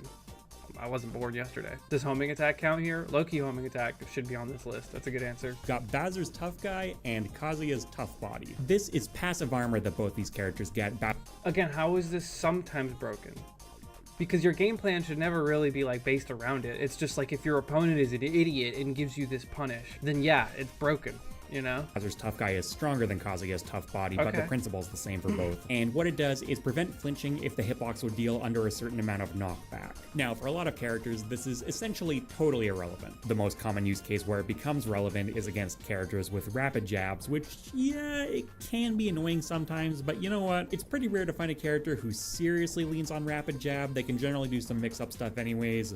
Jabbing is just good. It's hard to work it out of your B&B, we'll say. And in Ultimate, a decent amount of them have the option to choose between a 1-2-3 or a rapid jab. You know who relies on jab a lot? Fox, Falcon, like Zero Suit, but that doesn't fall for this stuff. In which case, we're right back to it not mattering. And almost every other hitbox in the game, including multi-hits, deals enough knockback to where this doesn't really protect you. But not all of them. If you're named Mega Man and your entire game plan is based around pew-pew-pewing, I hate to break it to you can be in for a rough stretch here. Those Mega Buster attacks deal enough knockback at point blank to break the armor comfortably, but considering how often Mega Man really wants to lean back and space the further shots, it really fundamentally changes that matchup, because Bowser in particular can just barrel right through. That's probably the most famous, noteworthy example, but to list some other relevant ones, you have Ivysaur's Neutral Air, Luigi's Fireball early on, Ivan and Richter's Holy Water, Harry's Jab, Inkling's Rapid Jab. Inkling does thankfully have the option to choose a 1-2-3, but they'd still really like to be blasting you. And hilariously, Hero's Magic Burst. Again, I haven't heard a reason why this is sometimes not broken. Just because it doesn't work sometimes? I don't know. It's just like a passive ability that is just always good, you know? There's no sacrifice for having tough guy. I've never seen tough guy not help somebody. Okay, heading back into proper move territory and back into anti-projectile territory. Next up, we have Rosalina and Luma's gravitational pull. I don't even know if this one's good versus projectiles. Like, I don't think there's like a single matchup that's really dictated. No, I guess like, I'm trying to think of like a single matchup that would be dictated by gravitational pull and like maybe Diddy Kong. I guess Diddy Kong, yeah. Oh, Ness. I mean, not really. Like, I feel like that doesn't really happen anymore. That happened in Smash 4 a lot, but I guess. Yeah, she can do this to minecart, but he's just gonna hit her anyway for doing it. Of ways. First off, it's obviously just very good general projectile protection, which is extra beneficial in Rosalina's case because she also gets to guard Luma against chip damage. And True. it's also especially dangerous against item characters. She doesn't get to completely shut down their game plan, but it still puts the item in her hand. But if we're being honest, I'm just here to talk about Ness. Back in the Smash 4 days, particularly early on, Ness Rosalina was actually a pretty relevant matchup, and it was notoriously not great for Ness. Sure, PK Thunder is technically vulnerable to any kind of anti-projectile move, but gravitational pull is fucking huge. So all Rosalina It's very large. needed to do was knock Ness off stage, put him in a position where he had to recover with up B, and then just get in his general vicinity, and he was dead. Now, I will say, I heard this described as unwinnable for Ness a lot. That was never really true, and over time, Ness players did get better at avoiding that situation as much as possible, but you flat out just couldn't always avoid it, and whenever you couldn't, that should be lights out. Things changed with Smash Ultimate, though, because directional air dodges came back to the game, something Smash 4 didn't have, and this turned out to be a fantastic trait for Ness specifically, especially because he has one of the best ones. And as a cherry on top, PK Flash also doesn't put him into freefall anymore, so he even gets to protect his recovery upwards more effectively. As a result, using gravitational pull against PK Thunder doesn't really matter anymore. Is what I thought I was gonna say, but when I started researching this video, I found footage of it within like 2 minutes of looking. Yeah, no, as it turns out, the good old days never really left. This trick is a bit The good old days never really left. Ness players are still getting destroyed. Except nobody plays Rosa, so who cares? harder to pull off than in Smash 4, but make no mistake, it's alive and kicking. And it's one of those situations where even if you don't see it play out directly, the threat of it is still so prevalent that it often forces NES players into fundamentally different lines of recovery, often translating to significantly worse and more exploitable ones. And I, as a Smash 4 competitor, find that very funny. I find that to be one of the less compelling answers. Like, I feel like these first three were like pretty damn good. Like, this is a super niche one compared to the other ones. Gravitational pull. It has a lot of lag is the real problem about gravitational pull. Like, even in matchups where it's relevant, like, sometimes it's even more of a hindrance because you can get baited to do it and there's so much lag. I would argue that gravitational pull is just a straight up like mid to bad move. Our last anti-projectile move of the video, Mr. Game & Watch's Oil Panic. Yeah, it always gives you a bit of movement in every matchup. Yeah, sure, having a reflector is often pretty nice, but its OG use was specifically for energy-based projectiles, and in those matchups where that's— Why did they make Bucket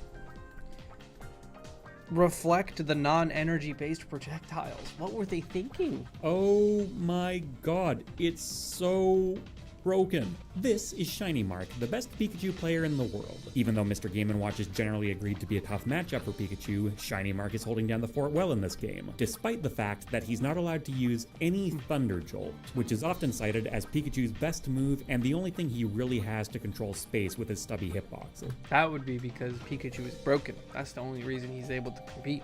But oh, what's this? Mr. Game & Watch doesn't have stubby hitboxes, and maybe that's getting to Shiny Mark a bit because he feels the need to throw a Thunder Jolt here. Into the bucket it goes. Then the match goes on. Okay, good discipline, good discipline. Oh, there goes another one. Don't do it again. Okay, good. Ah. Oh no. Oh no, that's trolling. 3 in the bucket. Don't put 3 in the bucket, because now we have to look at the consequences for doing that. Oh, dead at 40. Yeah, just don't do it. Off a combo, because Oil Panic is insanely easy to combo into when it's frame 2 with that enormous hitbox, and it's also— It's frame 2. Oh, Smash developers, why, man? Bayonetta's Bat Within. I had no idea what I was looking at until he said that was Bats Within. I'm not gonna lie. Bat Within is a frame 1 escape option, which is a very rare trait to have in Ultimate, and the vast majority of them are attached to busted attacks. This one's a bit different. Generally speaking, you're gonna see it used out of an air dodge, in which case it's far less beneficial than essentially any other frame 1 move. So, before he continues that, I just want to say that a lot of Bayonettas will use this frame 1 air dodge to react to hitboxes way better. Because trying to air dodge read Bayonetta players is very hard. because they will just react. Because they can react, because it's a frame 1 air dodge. There are a lot of situations where triggering this can be actively detrimental, and the thing I is, thought it was frame 2. Maybe it is. I don't know. that's actually relatively easy to do accidentally, because a consequence of having this is that Bayonetta's normal air dodge is frame 5, which is exceedingly slow. Even the heavyweights typically top out at frame 4. That said, there are some characters, and I think Sheik is the prime example here, that do rely on very tight combos, often with a frame or two of leeway built in, where it turns out that just having any frame 1 escape option, even a relatively mediocre one, is still just downright insane. All of the examples I'm showing on screen right now are from one match, and I think not even all of the examples from that match. You'll see Bayonetta's stock get saved multiple times by Bat Within, in situations where the vast majority of characters would just be dead. There are obviously other instances where this pops up. Mewtwo's confusion to forward air is a notable kill confirm that fails to frame 1 escapes. But against Sheik specifically, it really is just a non-stop thorn in her side, and very broken. Getting close to the end here. So what's the bad part? Okay, because there are bad parts about bats. I guess he actually did mention it, because it makes our air dodge start a lot slower. And there are situations where you do bats within, and it ends up getting you punished where an air dodge wouldn't get you punished.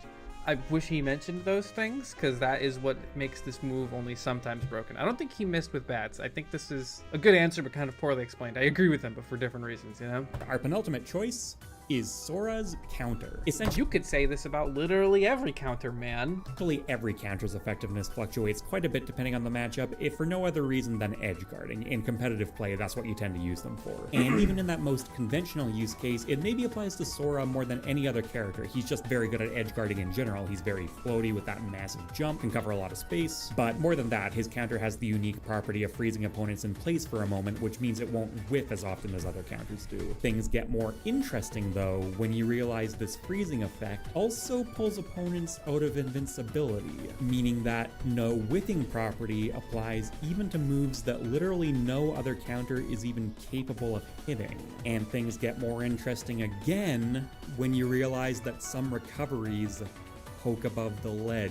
Yeah, okay, buddy, I admired the So give me a drawback. optimism, but you ain't grabbing that. Now, this is absolutely relevant, make no mistake, but at the very least, you know, Ken has multiple recovery paths, Banjo-Kazooie have multiple recovery paths. Okay, but what if you're King K. Rool, though? What's your plan B? He can do things like throw his counterang and stall for a bit with up air, and those can be some passable mix-ups against edge guarding, but if you're not planning to go off stage after him, they don't really matter. King K. Rool has exactly one recovery tool, and it always pokes above the ledge whether he likes it or not. There aren't too many matchups where it's that big a deal, and it can even be beneficial because it forces your opponent to give you space. But against Sora, it's downright catastrophic. Countering this is incredibly easy and consistent, and yes, you are countering part of a multi-hit, so it's not the strongest knockback you get, but that barely even matters. You can still just straight up kill King K. Rool, but even if you don't, you put him into such a horrendous situation that if you know what you're doing at any reasonable percent, he's not making it back anyway, essentially ever. It's fortunate that the Sora King K. Rool matchup is not very common in competitive play because it's just so sad to watch unfold. You know how these events are going to roll out well in advance. And the worst part is, Sora didn't even need this. He's already a great edge guarder, and King K. Rool's already vulnerable once he's off stage. So I fail to see why this move is only sometimes broken. I guess because it's a counter, but like I said, you could say that about any counter. I feel like it's a cop-out answer. I feel like putting a counter on this list is a cop-out. Sora can definitely go out there and finish off stocks just fine, but now he doesn't even need to. That's broken. A couple honorable mentions. Yeah, before just we check broken. out Incineroar's Not sometimes Revenge. broken. You literally said it yourself. It's broken. Has that same "you'd better not poke above the ledge" thing going on with it. Most characters have multiple recovery paths, as he said. Counters are like, dude, like counters are only good if they hit. That's like saying if you miss your forward air, it's a bad move. Like, yeah, no, Sherlock. Missing your counter makes it a bad move. Missing any of your moves makes it a bad move. You know what I mean? Like, problem with putting it on the list is that it's insanely broken all the time. Similar logic applies to Bowser's Flying Slam. It's an incredible kamikaze tool against characters who can't make it back after he drags them to the bottom blast zone, but even just as a more general purpose command grab, it's way too good. Falco's Reflector is probably just the best pure traditional anti-projectile move. Frame 1 reflection with that kind of range, are you kidding? There are a handful of characters where Mario's Flood can make their lives a living hell, and if you want to take the title's prompt an entirely different direction, Lucario's not broken. Oh, now he is. The ice climbers aren't broken. Oh, wait, now they are. Mr. Game & Watch's judge isn't broken. Oh, yeah, okay, I think you get the idea. And finally, we have a move that I've hated from the bottom of my soul since the first day of the game. Holy water. Ness's down smash. I don't understand why that one's only sometimes broken though. Because the only time you use Ness's down smash is for covering the ledge. And the only times it's not broken is when characters can go around it. Which he has a really good tool to avoid characters going around it.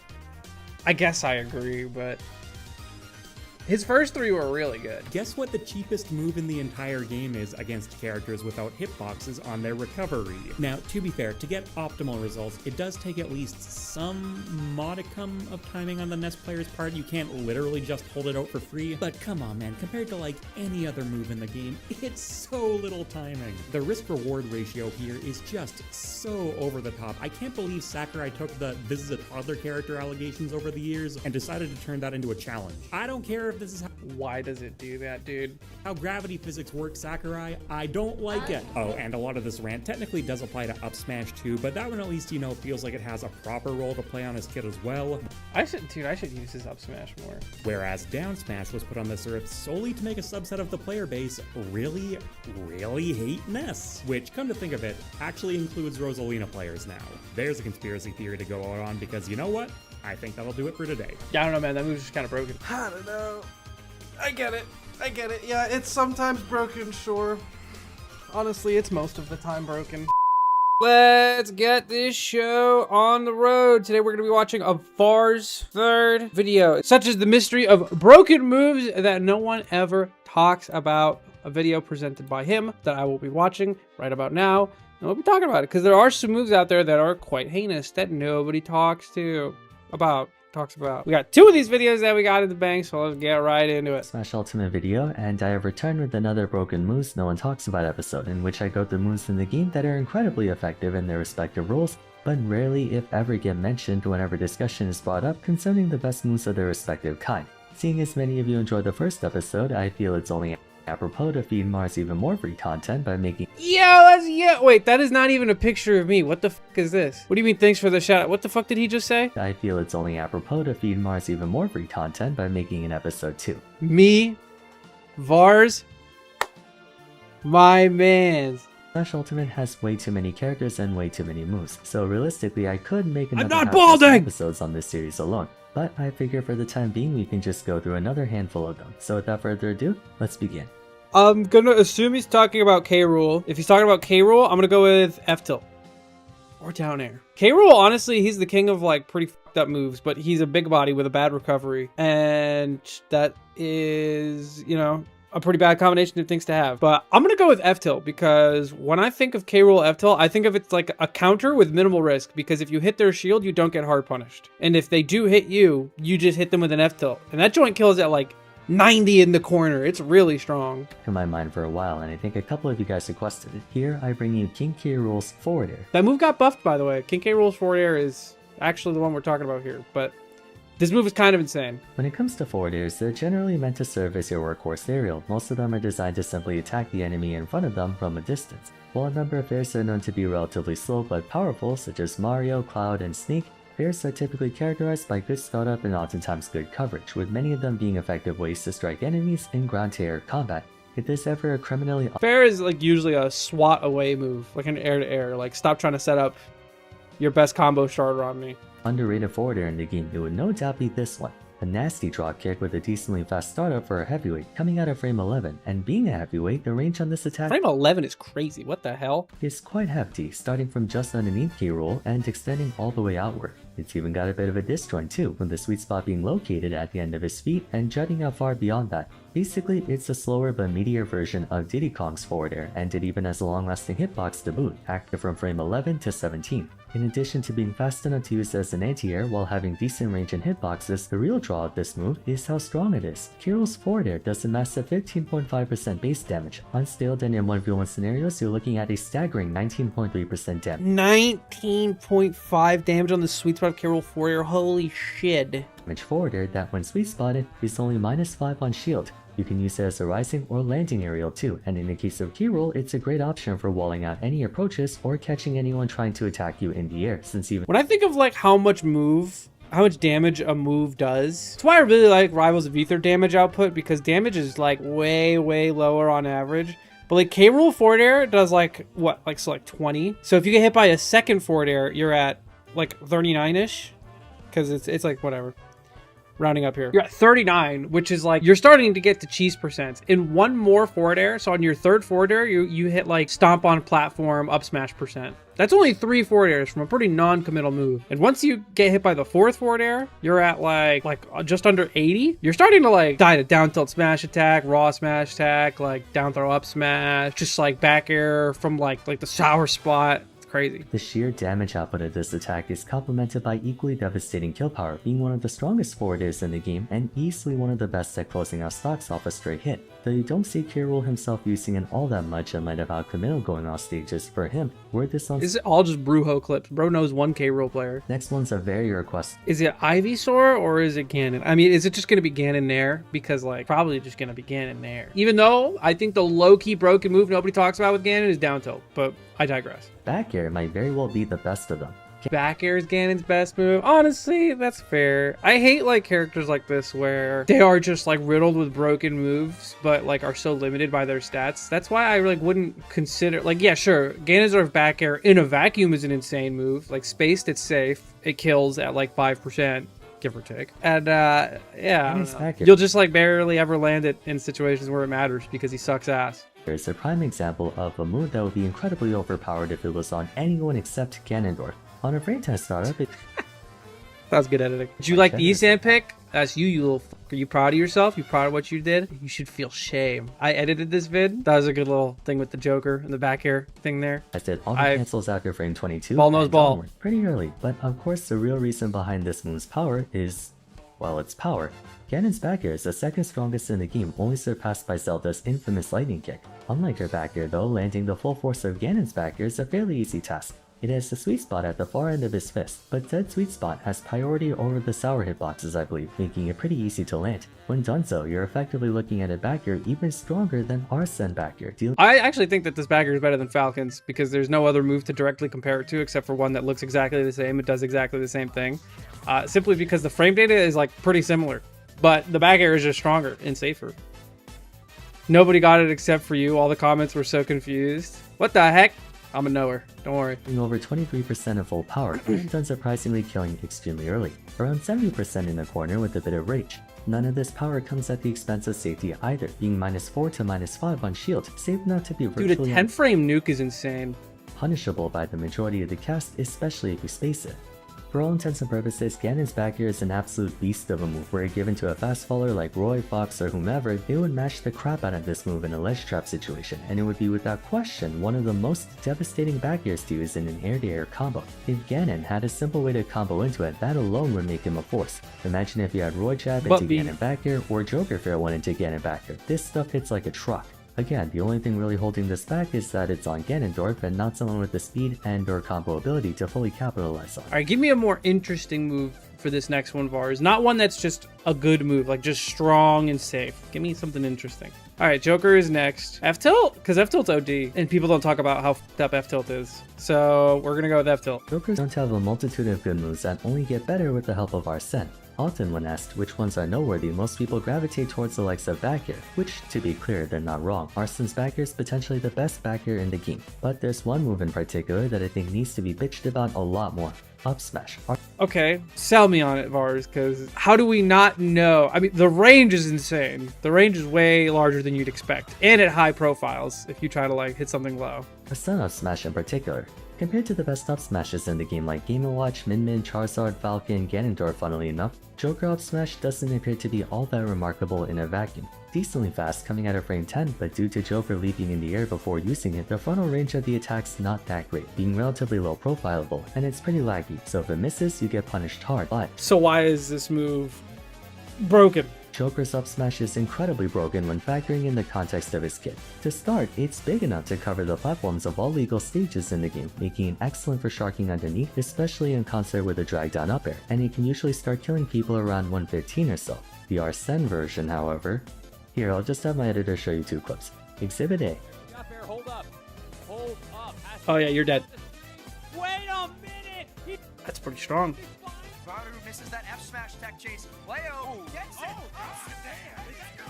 Varu died at 58. Granted, the second example was on top of a platform already decently high up in the air, but you can't look me dead in the face and claim that Arsene up smash doesn't have the most absurd base knockback out of any up smash in the game. This hurts like a mother. For how small the move appears, the vertical coverage of Arsene up smash is enormous, having 3 different hitboxes that all launch you virtually straight upwards, meaning I think we could do better. I think we could have picked a more interesting move than just another really strong move. I guess it is in the context of nobody talks about it, but I don't know if Arsene up smash is broken per se. I think it's fine. you can't DI this move compared to a more diagonal angle like Fox's. Further underscoring the absurdity of this move is how easily Joker can set up into it. The 2 most common ways are down air and fair 1. Arsene down air sets up at the perfect angle for a corresponding up smash. If there's one person who makes use of how broken Joker smash attacks are, it's Goryoka. Bro's a smash attack masher. Let's discuss Pac-Man's down air. This move is so balanced, bro. What are you talking about? This shit is so inconsistent, and it just has like solid knockback, and it's like an offbeat option. This move is not broken. At first glance, Pac-Man's down air isn't really all that exciting of a move. It's nowhere near safe on shield, and unlike other down airs, it doesn't have a spike. But what it does have is the most egregious knockback angle for edge guarding possible. To start, Pac-Man's down air does 13% in total or 16% at full power, pretty good for damage. What makes it broken though is how active the move is. Pac-Man spreads out his hits across frame 6 to 27, meaning if you're trying to recover back the stage, he can just run off and press down air and cover the entire area beneath him. The direction it sends you at is also annoying, throwing you outward, a living nightmare for anyone with a bad recovery. Ordinarily, Yo, I never use this move. Wait, maybe I should start spamming it. you don't see Pac-Man using this move that frequently to edge guard due to forward and back air also being great for launching opponents off stage in an outward direction. But I wanted to give credit to this move for a specific reason. Look at the hitbox. Look how big it is. Sure. Doesn't look like it should even be a disjoint. Man hitting with the size 13s, Jesus. Real talk though, if you're looking for an easy edge guarding tool, you really can't go wrong with Pac-Man Downer. It's one of the fastest downers in the game, and like I said before, if you're able to go deep off stage, the base knockback of the attack's enough to basically insta-kill you at like 50. Granted, most characters aren't able to go as deep as Pac-Man, so it's one of those moves that look like it would only be good on him, but it's not even that bad as an anti-juggling tool. Again, look at the massive hitbox of this attack. It can easily challenge any non-disjointed up air without trying. As a Cloud main, I've seen Pac-Man down air trade with my up air. That should give you an idea of the verticality of this attack. It might not be the most noteworthy down air, but I thought it worth consideration for the video anyway. Low-key, I think Mewtwo jab should go in this, like in a video, maybe not this one, for a couple of reasons. Mewtwo jab is insanely f***ing cracked, and maybe people already know this, but maybe they don't. It does an insane amount of damage, as you can see, he just showed that. And that is without having the opponent cornered. If you have your opponent cornered, you're doing upwards of 30% with just your jab alone. But part of what makes it insanely broken is that if you just do jab 1, you don't even have to commit to the rest of the jab, because jab 1 has so much hit stun that you can hit confirm it. You could just throw out an extremely non-committal jab, and you can either A, react to the fact that it hit and lock in like 20-something damage, or B, react to the fact that it was shielded and it's so fast that your opponent can't react and it's very unlikely you get punished. That's sick. Yeah. Like Mewtwo and Violet, or you might find a jab that can actually hit kill confirmed like jabs are Buzzer Jr. insane. and Bayonetta. Some jabs can also be used as a combo starter like Isabelle and Royce. It's no secret that those jabs are all pretty good, some of the best in the game, but Pyra's jab in particular, I call Pyra's jab. It's very good, yes. it's one of the I mean, we've seen I think it's mostly Cosmos and like MK Leo who'd be spamming Pyra jab at like 120. more egregious jabs in the game for how infrequently it gets talked about.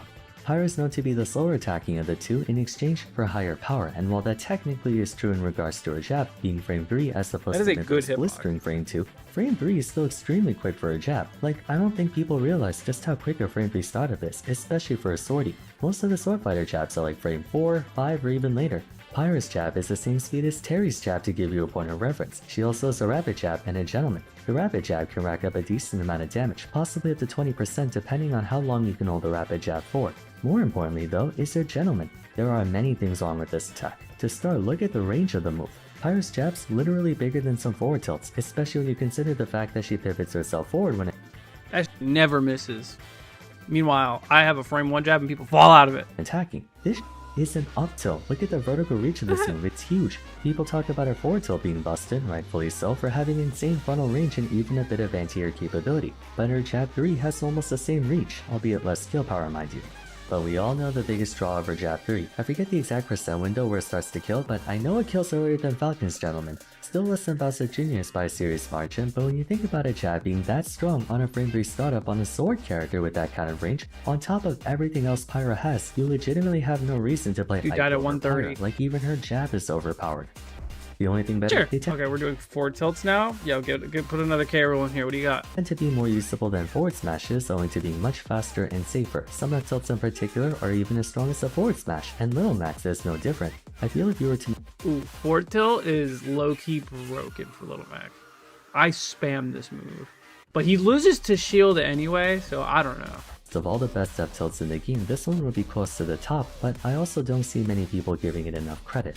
Little Mac's forward tilt is extremely overpowered, potentially top 5. It's one of the rare F tilts in the game that comes out at frame 4, and it has 2 hits, which means it can catch out spot dodges on it. Everybody talks about that F tilt though. I don't know, man. I think it's okay. It's shield grabbable. Yeah. Patient. I think they can space it though. Minus 17 on shield's not all that safe, including when you factor in range, so in that regard I can understand why people don't think too highly of it as opposed to an actual safe on shield F tilt like Lucas or Pyros. However, what makes me appreciate this up tilt is that 1, it tramples, meaning even if the first hit clanks with the opponent's attack, the second hit will still go through, making it basically unchallengeable on the ground. True. Second, the kill power. This is one of the strongest up tilts in the game, and definitively the strongest if we go by speed. Up tilts that kill tend to be on the slower end, like Wario, Sephiroth, Pyra, and Zelda, but Little Mac's up tilt comes out at frame 4, faster than even Mario up tilt, and it kills insanely early. I know I said before that it doesn't have much range, but that's only in comparison to like Sephiroth or Belmont up tilt. Who didn't know this move was broken? You know? Is it even broken? There's a lot to argue here. I don't know. Alright, moving on. Another video of broken moves. I already see Robin on the screen, and oh yeah. I hope we're talking about Robin forward air. That move, a war crime. If you've ever played against a Robin, you should, like, within the first stock realize how fucked this move is. Choices, and once again you're welcome to share any moves of your own. First move on the bucket list, and we're gonna go straight for the hot takes. King DDD. Prevailing wisdom is aware that next to Ganondorf, DDD might be the worst heavyweight in the game, so much so that Fire the Wait, so we're doing a King DDD game, or move? He already said up tilt in one of his videos, so I don't think he'll do that one again. Down tilt's pretty good, jab is fine. Like low-key good.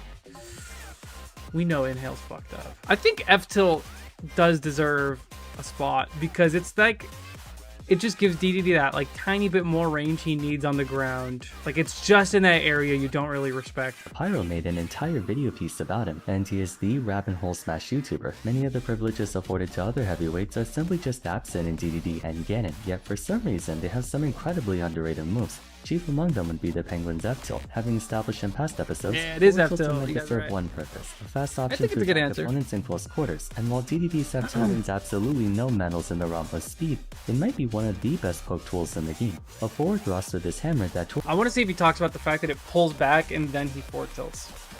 Look at the animation. of speed, it might be one of the best poke tools in the game. Like, yeah, like see the pullback there? And then he lunges forward with it. So this hammer that twirls for a bit before coming back.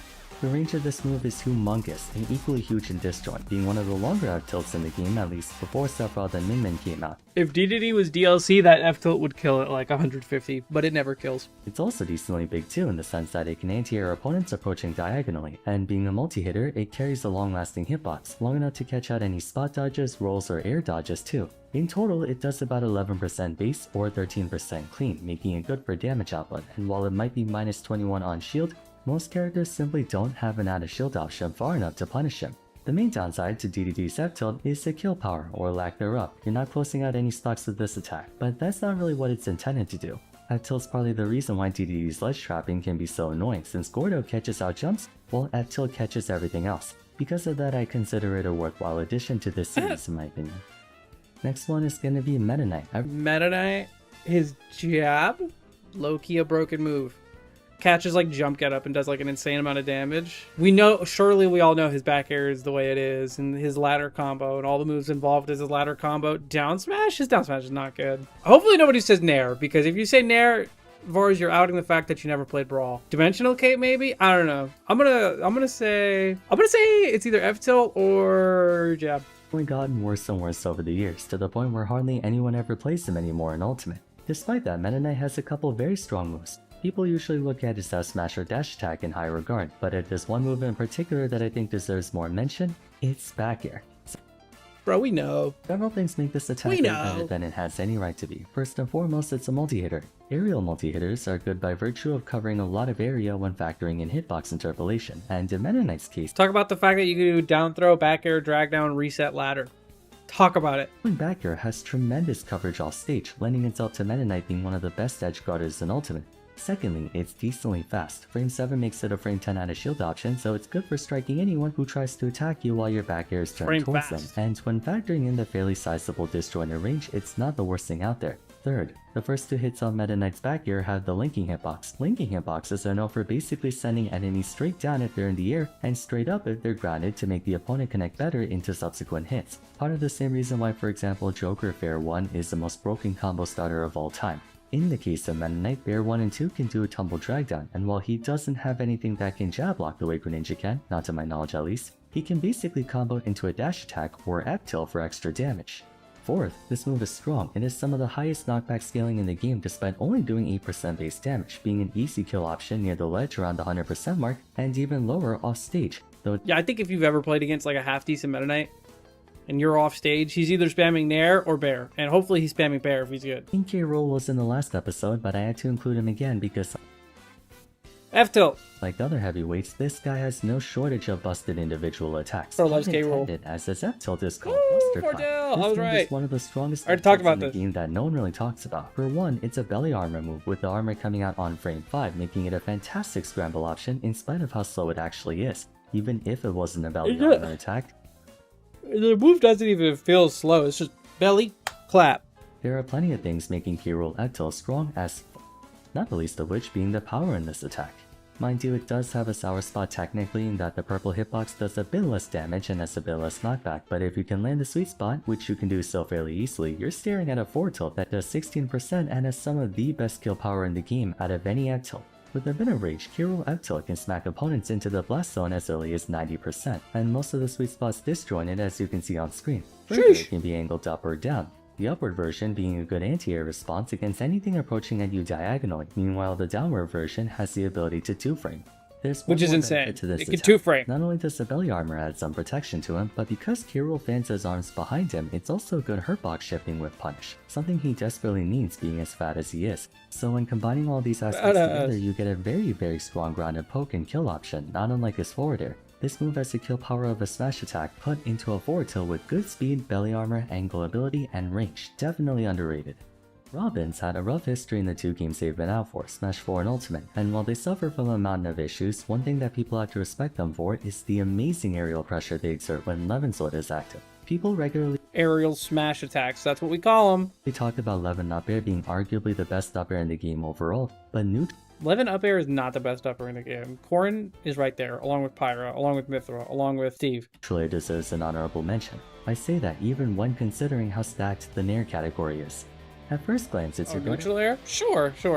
I think it's good. I mean, yeah, I'd say it's one that nobody talks about, right? Because we were all thinking fair. Some of us are probably thinking about back air because that move is deceptively strong. I think the best part about this Nair is that it does a lot of damage with not a lot of knockback. Unless you need it to kill, then it starts doing a lot of knockback. extremely strong for no reason whatsoever. Like their other moves, the hitbox gets bigger and lingers a bit longer. When taking a look at the range, it's actually gargantuan. Believe it or not, Levin Sword Nair is actually bigger than most Sword Forward is. Look at the front hitbox of this move. It's basically Bowser Insane. there with how big it is. It deals big damage, give or take about 13% clean, which is excellent for a Nair this size and speed. Oh yeah, speaking of speed, it's a frame 7 move, making it a frame 10 out of shield option, not the worst out there. Lemon Nair has fantastic coverage in front and Two behind, hits! being essentially a forward and back air put into one. And depending on how you drift with it, you can actually get both hits on shield for amazing shield pressure and even a shield poke. Plus, with that amount of range, drifting away while using it makes it nearly unpunishable. That joint fast. Finally, of course, the kill power I like of this this answer. attack. Nairs are usually not meant to be all that strong, but Levin Sword Nair hits like a truck. The knockback angle ascents can also be quite deadly, being more horizontal than most snairs, automatically making it a great edge guarding option, especially in tandem with the range and downward slashing angle of the move, extending the hitbox even more when falling with it. A good rising aerial, a good landing aerial, a good walling aerial, a good hit both sides of your aerial. It's just a really strong move overall, with its only weakness being the inherent resource limitation on Love and Zone itself. But if hypothetically Robin always had Love in there, it would be far scarier. They did honestly, imagine if he had it all the time. That'd be crazy. It'd be insanely broken. Okay, we need to talk. It's no secret that I'm one of, if not the biggest Cloud down player the Ultimate community has ever seen. I'm a Holy. 2 Cloud main in a region full of cheesers like Bowser Jr., Lucas, Luigi, Mii Brawler, and Obnigong. But I need to address the massive elephant in the room that is the misconception surrounding the character. Back air is not his best move. Back air is not his best move. What is Cloud's best move then? If not back air? Cross slash? Die on the hill. Okay, maybe it is his best move, but in my humble opinion, I would argue I was about to say, I don't know, despite almost never being in contention for the best side B in the game, is the more impressive move in Cloud skip than back air. Hear me out, wait until you type in the comments. Oh, wait. This move might be one of the best area control moves in the entire game and then some. First, on a frame time startup, it's fast enough to be used as a close quarters option, or spot dodge, or parry punish. It is a huge attack, having incredibly big vertical and horizontal I think Vars just wanted to talk about Cloud. I think he loves Cloud. I think that's the problem here. Because we know cross slash is broken. Come on. coverage, contrary to what the kanji strokes might have you believe. Like, just look at the first hit of cross slash. It's a spacing option and an anti-air tool in one. Second, when connecting all 5 hits of cross slash, Cloud does a staggering 24% clean, making it one of the highest damaging moves in the game with that kind of range and speed.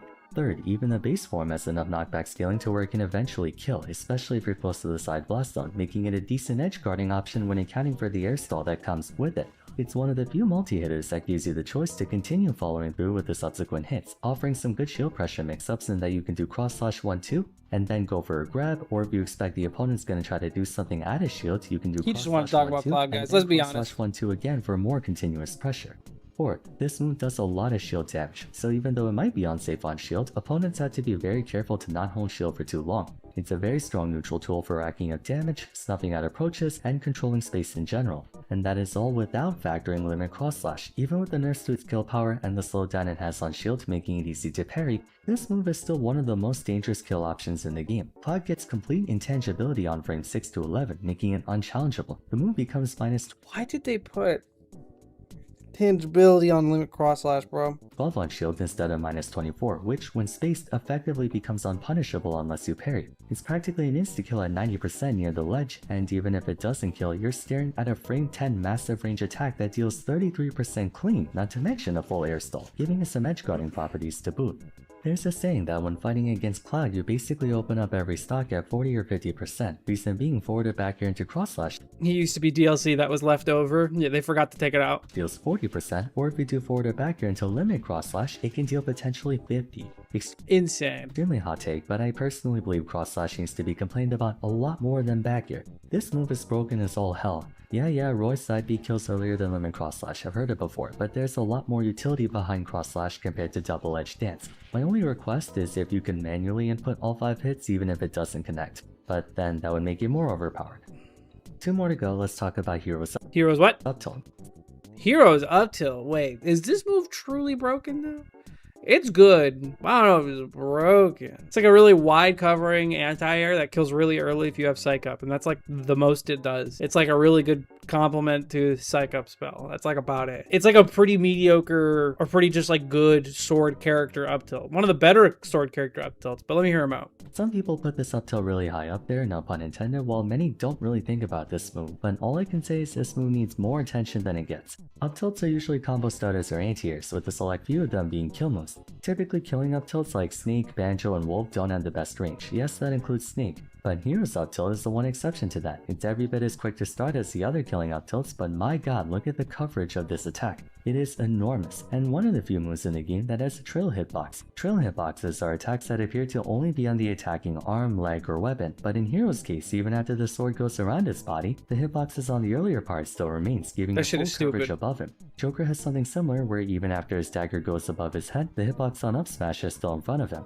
Anyway, in addition to being fast, big, and decently safe for an up tilt, this move also kills. Granted, nowhere near as early as Snake up tilt, but certainly much earlier than other killing up tilts, especially on a platform. Time for me to Of course, downplay. Hero has the advantage of taking Oomph and Psych Up to make up tilt go from a decent killing option to one of the most dangerous attacks in the game, so in the context of his kit, I would say it's even better. Personally, I'm more of a fan of combo up tilts like Mithra or Cloud up tilt because I would just do separated kill instead, but I would not mind having an up tilt like Heroes.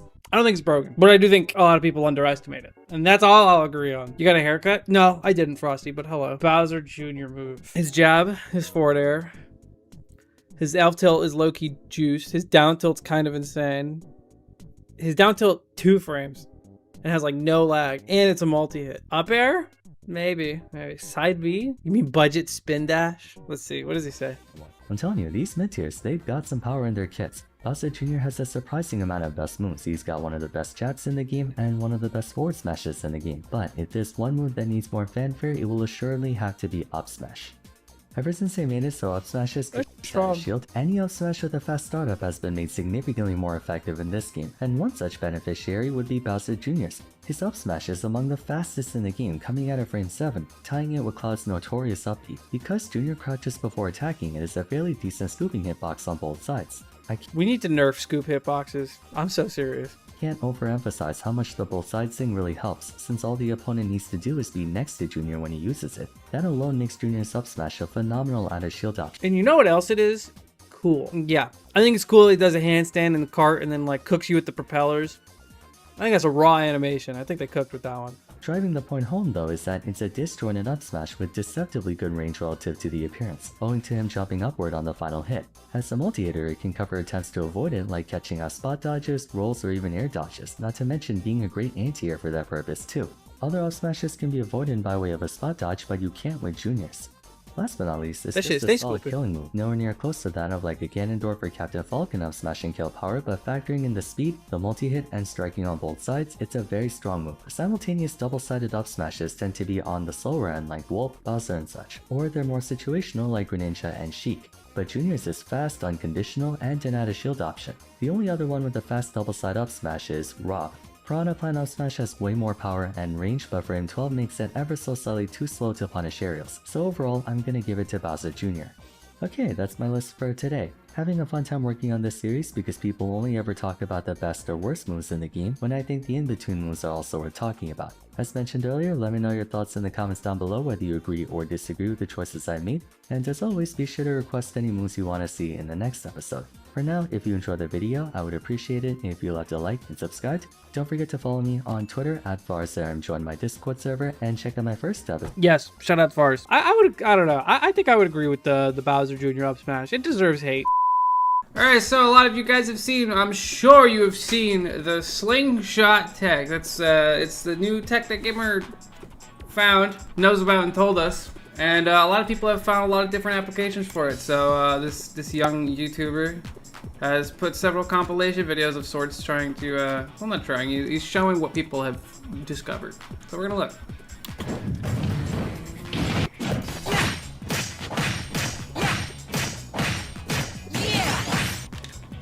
Okay, hold up. I'm having trouble seeing exactly.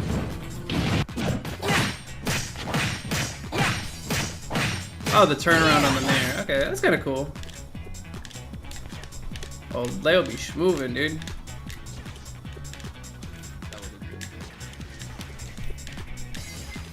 This is what I was talking about earlier, where I feel like these techs are mostly going to be used for cross-ups. I still got it. I still got it. That looked like just a normal raw backer. Oh, jeez. Yeah, he needs it. Cool, loud, huh? Jeez. How about this? It's all fun and games till the masters start just, you know, as soon as you get next to their shield, they're already panicking. Wow. That's like a lot of options covered. Oh, shit! Why did we say that? That was Void and I saying, oh, shit, at the same time.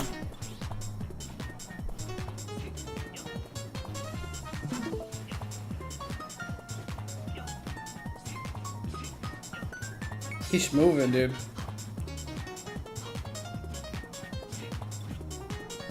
That dude's a masher. That's just B reverses. That was just B reverses. Wow, that's kind of nasty. Oh, this is like the OG clip.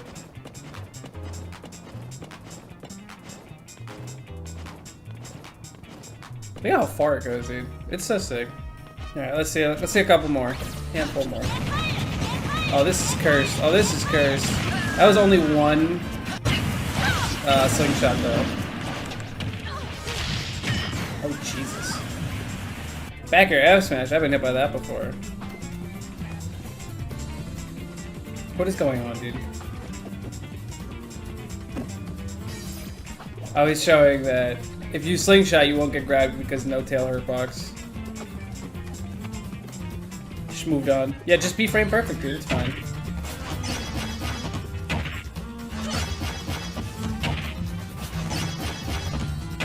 This sounds deep fried.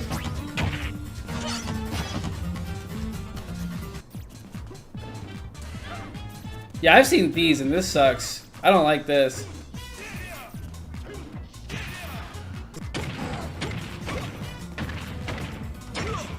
Basically anything's true on Bowser. You know, it doesn't matter what kind of tech you do. Oh, that's kind of filthy actually. I do like that. That is applicable. There it is, the reverse nair. 2 reverse nairs! That's still huge. Whew! I don't even like his Sheik. I don't know, you know? Jeez.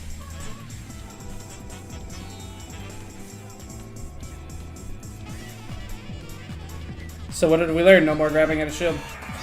This is so deep fried, by the way. Jesus Christ.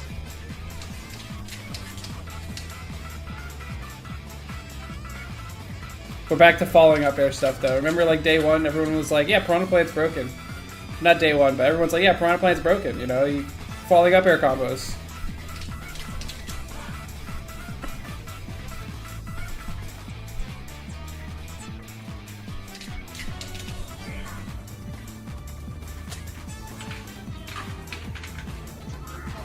Oh yeah.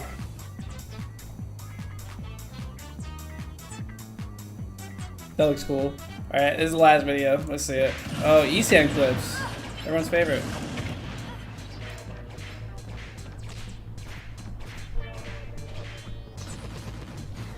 It's all fun and games, so I start SDIing Esan.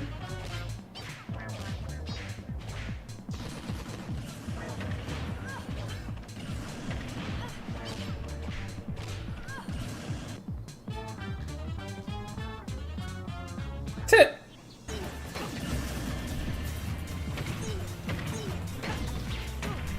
Alright, so like a lot of people like tried to tell me about this shit, dude. I don't believe that's even almost a thing. All of her shit is super DIable. It's definitely like easy to do. Like easy to DI out of.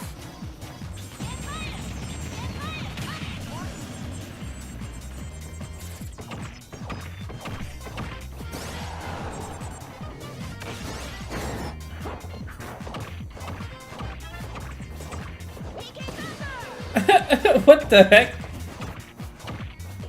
Woo! Just moved on, my god.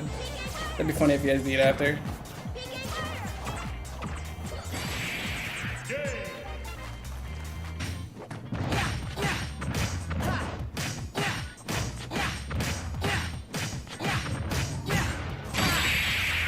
That's actually pretty good. That's another one of those applicable things. Because he turns it around to go onto the top platform, which is good.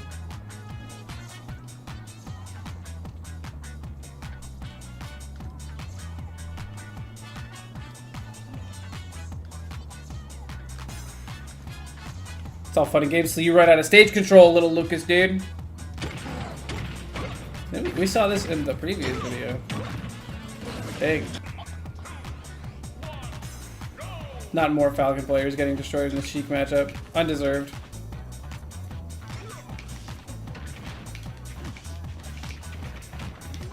Not the up air.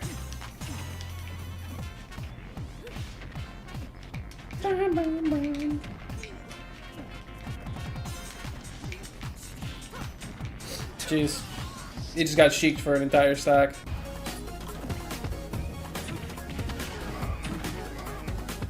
Sorry, what did I just see?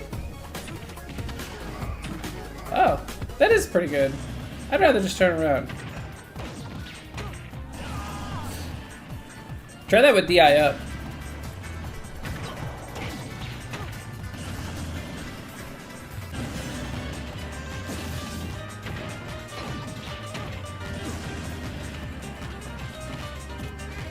Cause like it's pretty modern now for people to SDIs, these as combos.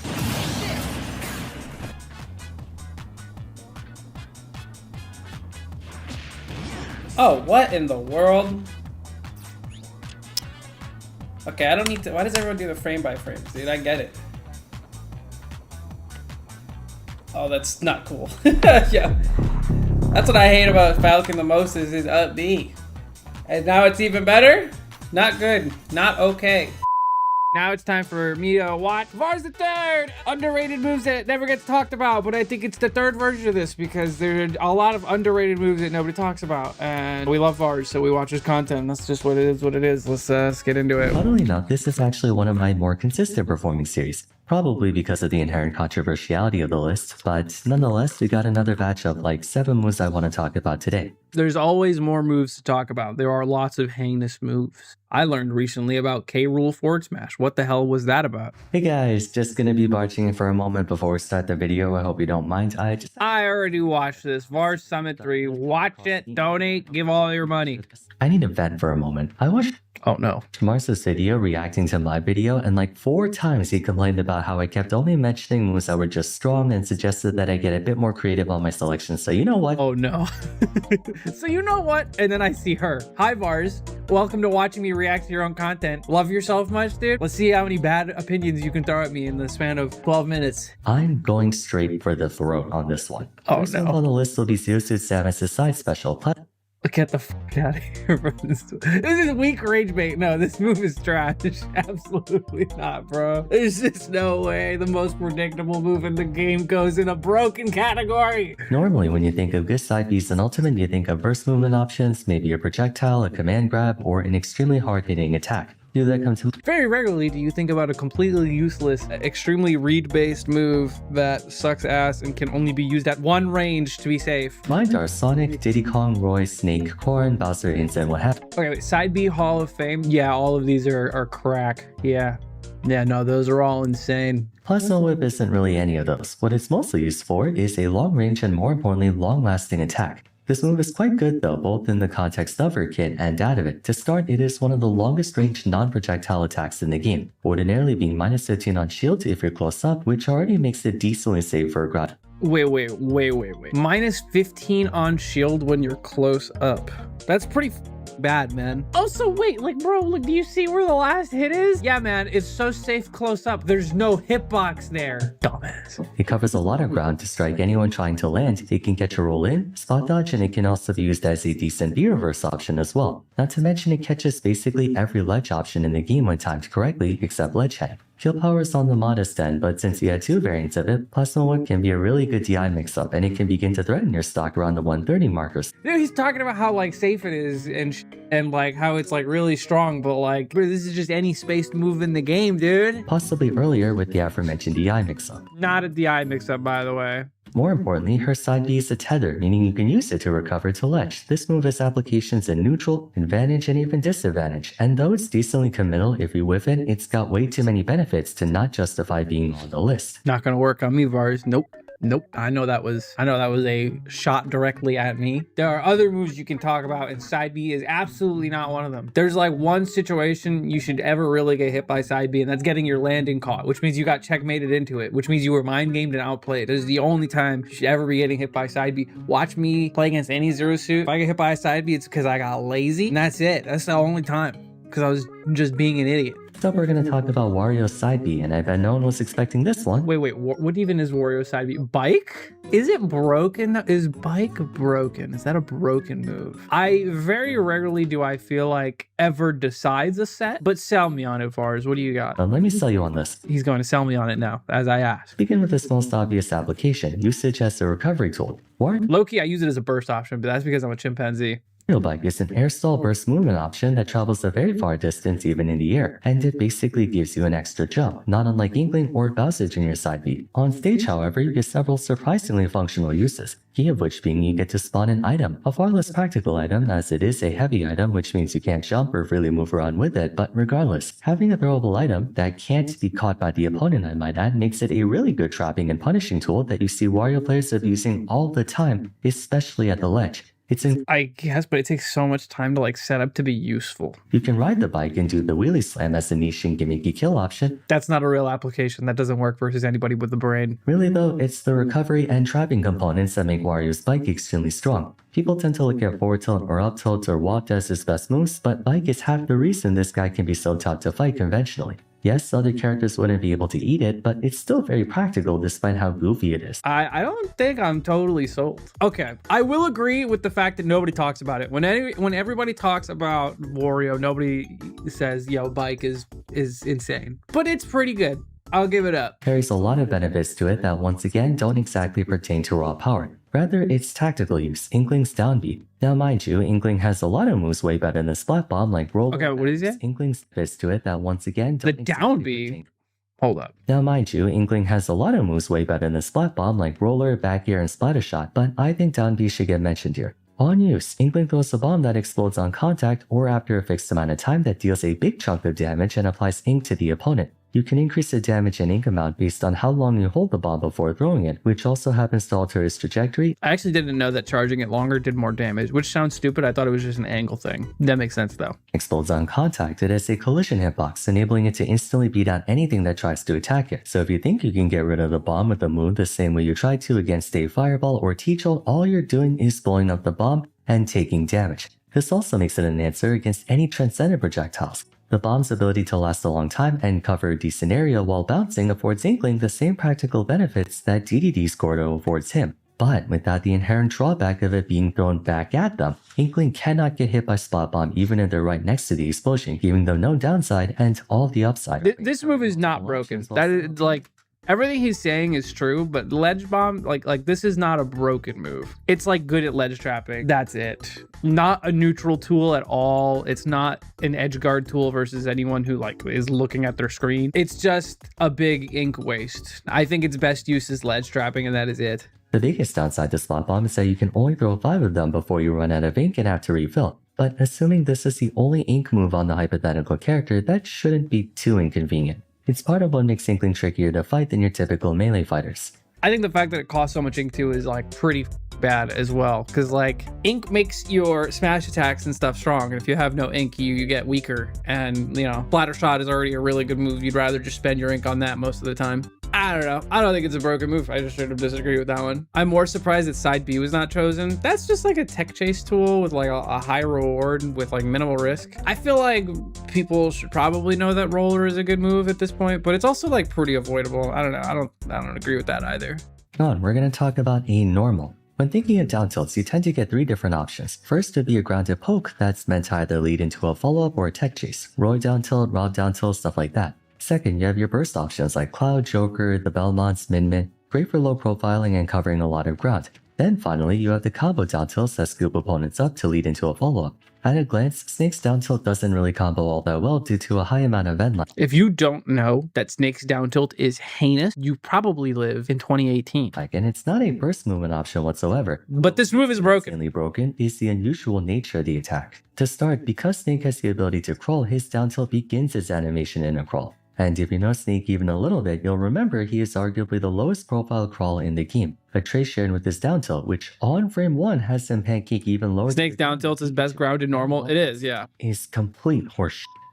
Look Yeah. at the tipper hitbox of this move. If we were being realistic, that third hitbox should not even be there. The second hitbox covers the full length of his leg. That third hitbox is basically an invisible force, and it's massive. Yeah, dude, the fact that you can get like low-key anti-aired by Snake's down tilt is kind of insane too. It's a broken move. I think everyone knows that. One of the most underrated poking tools in the game. It's a wonder Snake players don't spam this more than they could be. That's what I do when I play Snake. I'm a down tilter. People were instantly pointing out how unfair Pyro's downer was, being for all intents and purposes an infinitely better version of Marcina's downer. And I'll confess, objectively speaking, there would be no universe where you'd pick Marcina downer over Pyro downer. But that doesn't mean the former's isn't a strong move. Lucina's in particular. Everyone memes on this down air for having only one frame being the spiking hitbox, with down airs intending to be the spiking move. It's gonna take a lot of convincing, bro. This move is just a normal move. It's not broken. It kills off the side sometimes. That's like the coolest part about it. Also, anyone that says that the fact that it only spikes for one frame is a bad thing, you suck.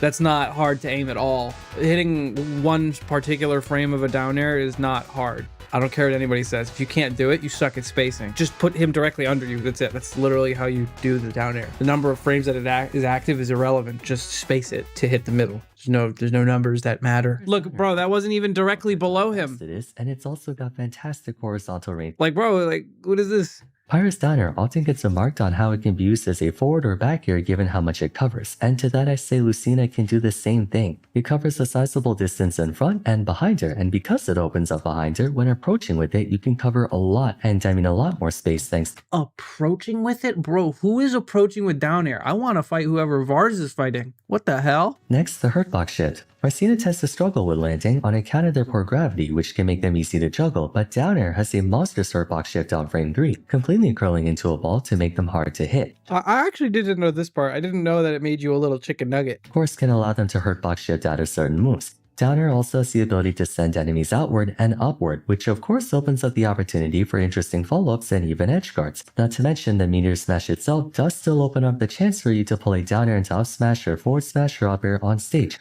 Granted, not quite as consistently as Pyro down air, but if I'm not mistaken, even the sour spot that pops enemies upward can lead into a back air or something like that. Bro did not laugh. Piece of a move that, while it does get overshadowed by arguably the best down air in the game, doesn't necessarily mean it's terrible. I think a lot of characters would prefer this down air over this, even if it means a less consistent meteor hitbox. So you guys remember how I included a little max F tilt in one of the previous episodes? Lucina's down there is not broken. Vars, you're wrong. Sorry to tell you, buddy. You don't know what you're talking about. I don't know. You've probably played Mystery a couple too many times, and you kept getting down aired, and then you got comboed by the sour spot of down air because that's just how shit works. Maybe Mr. E is goated at using it, but I don't know, man. Joker's F tilt is one of the most annoying moves in the game, and it's not even because it's particularly all that strong. That said, there's a reason why Joker players love to spam it. Oh yeah, wait. Joker's F tilt is insanely cracked. Yeah, I'm surprised. I actually feel like most people don't know this one, so I'll definitely agree with Vars on this. But yeah, Joker's F tilt is so spammable, has insane range. Look at the pullback on this one. You see where the range was for that hitbox, and now look how far back he pulled. I'll put my mouse where the farthest point of the hitbox is. Onward and upward for some Like, bro, look at where he is compared to the damage. Though it carries twice the startup of Little Max and nowhere near the same kill power even with our set, there are still countless benefits of this move, not the least of which being that it can be angled. I'm fairly certain downward out tilt does in 2-frame, but even so, this move has a fair bit of range to it, easily enough to be called a sword out tilt. The Arsene one in particular holds out longer too, giving it the ability to punish any spot dodges or roll-ins. Moreover, due to having very low end lag, it's relatively safe on shield for an F tilt, -11. However, since Joker lunges so far forward when using F tilt, when he pulls back, unless you have a big added shield option like Chrom or Cloud's up beast, Joker's not getting punished. That's insane, bro. He didn't even back air it. He might have been late on that back air, but who cares? That move is definitely cracked. Joker F tilt is mid because I have people fall out. Well, you don't get punished when people fall out of your moves, so maybe you should just count yourself lucky. Also, just go for another F tilt. It's safe. With, well, not safe, but you know what I mean. It's by far one of the best scramble options in the game, having the speed and safety of a melee F tilt while also having a bit more range and kill power than F tilts of the same variety. I think we have enough time for one more, and the one I want to go with is going to be Zelda's up tilt, one of the more underrated moves in the game. As you know by now, the two primary functions of up tilt are anti-airing and setting up into aerial follow-ups. Zelda's up tilt can do both of them quite well. Honestly, I kind of agree. Whenever I play Zelda, I spam this move because it's very good. But every other Zelda that I fight against, first of all, sucks major ass, and second of all, are spamming completely wrong moves like neutral B. Zelda's up tilt is definitely good. Second, the hitbox is quite nice. Very disjointed contrary to the animation even with the magical trail, and it covers a very nice arc above her to even shark under platforms. The frontal hitbox might make it easy for opponents to low profile, but in reality most up tilts run into that problem, so it's not fine to just her.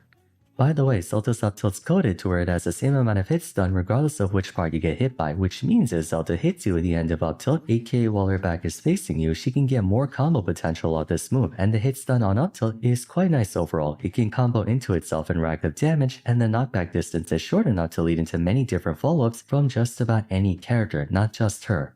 I like to think of Zelda's up tilt as a discount Falco up tilt. They have the same basic principles of a low hitbox. Interesting. I understand where he's coming from, but Falco's up tilt is just a little bit more egregious on the hitbox for the startup. Like, I'm trying to look at how far this up tilt reaches forward. That up tilt, I feel like, reaches a little bit farther forward. One thing about her up tilt in particular is that the slow arm wave around her actually works to her advantage. For comparison's sake, Lucina up tilt starts at frame 6 and goes until frame 12. Cloud up tilt is even shorter, frame 6 to 9. Obviously, that's due to them simply swinging their arm around faster. Zelda's up tilt, on the other hand, begins at frame 7 and holds out all the way to frame 19. 13 Very active frames in total. More active frames are always better for any kind of combo setup. None of this comes at the cost of end lag either. Only 10 frames of end lag, which, believe it or not, gives her up tilt the same total frames as Falco's up tilt.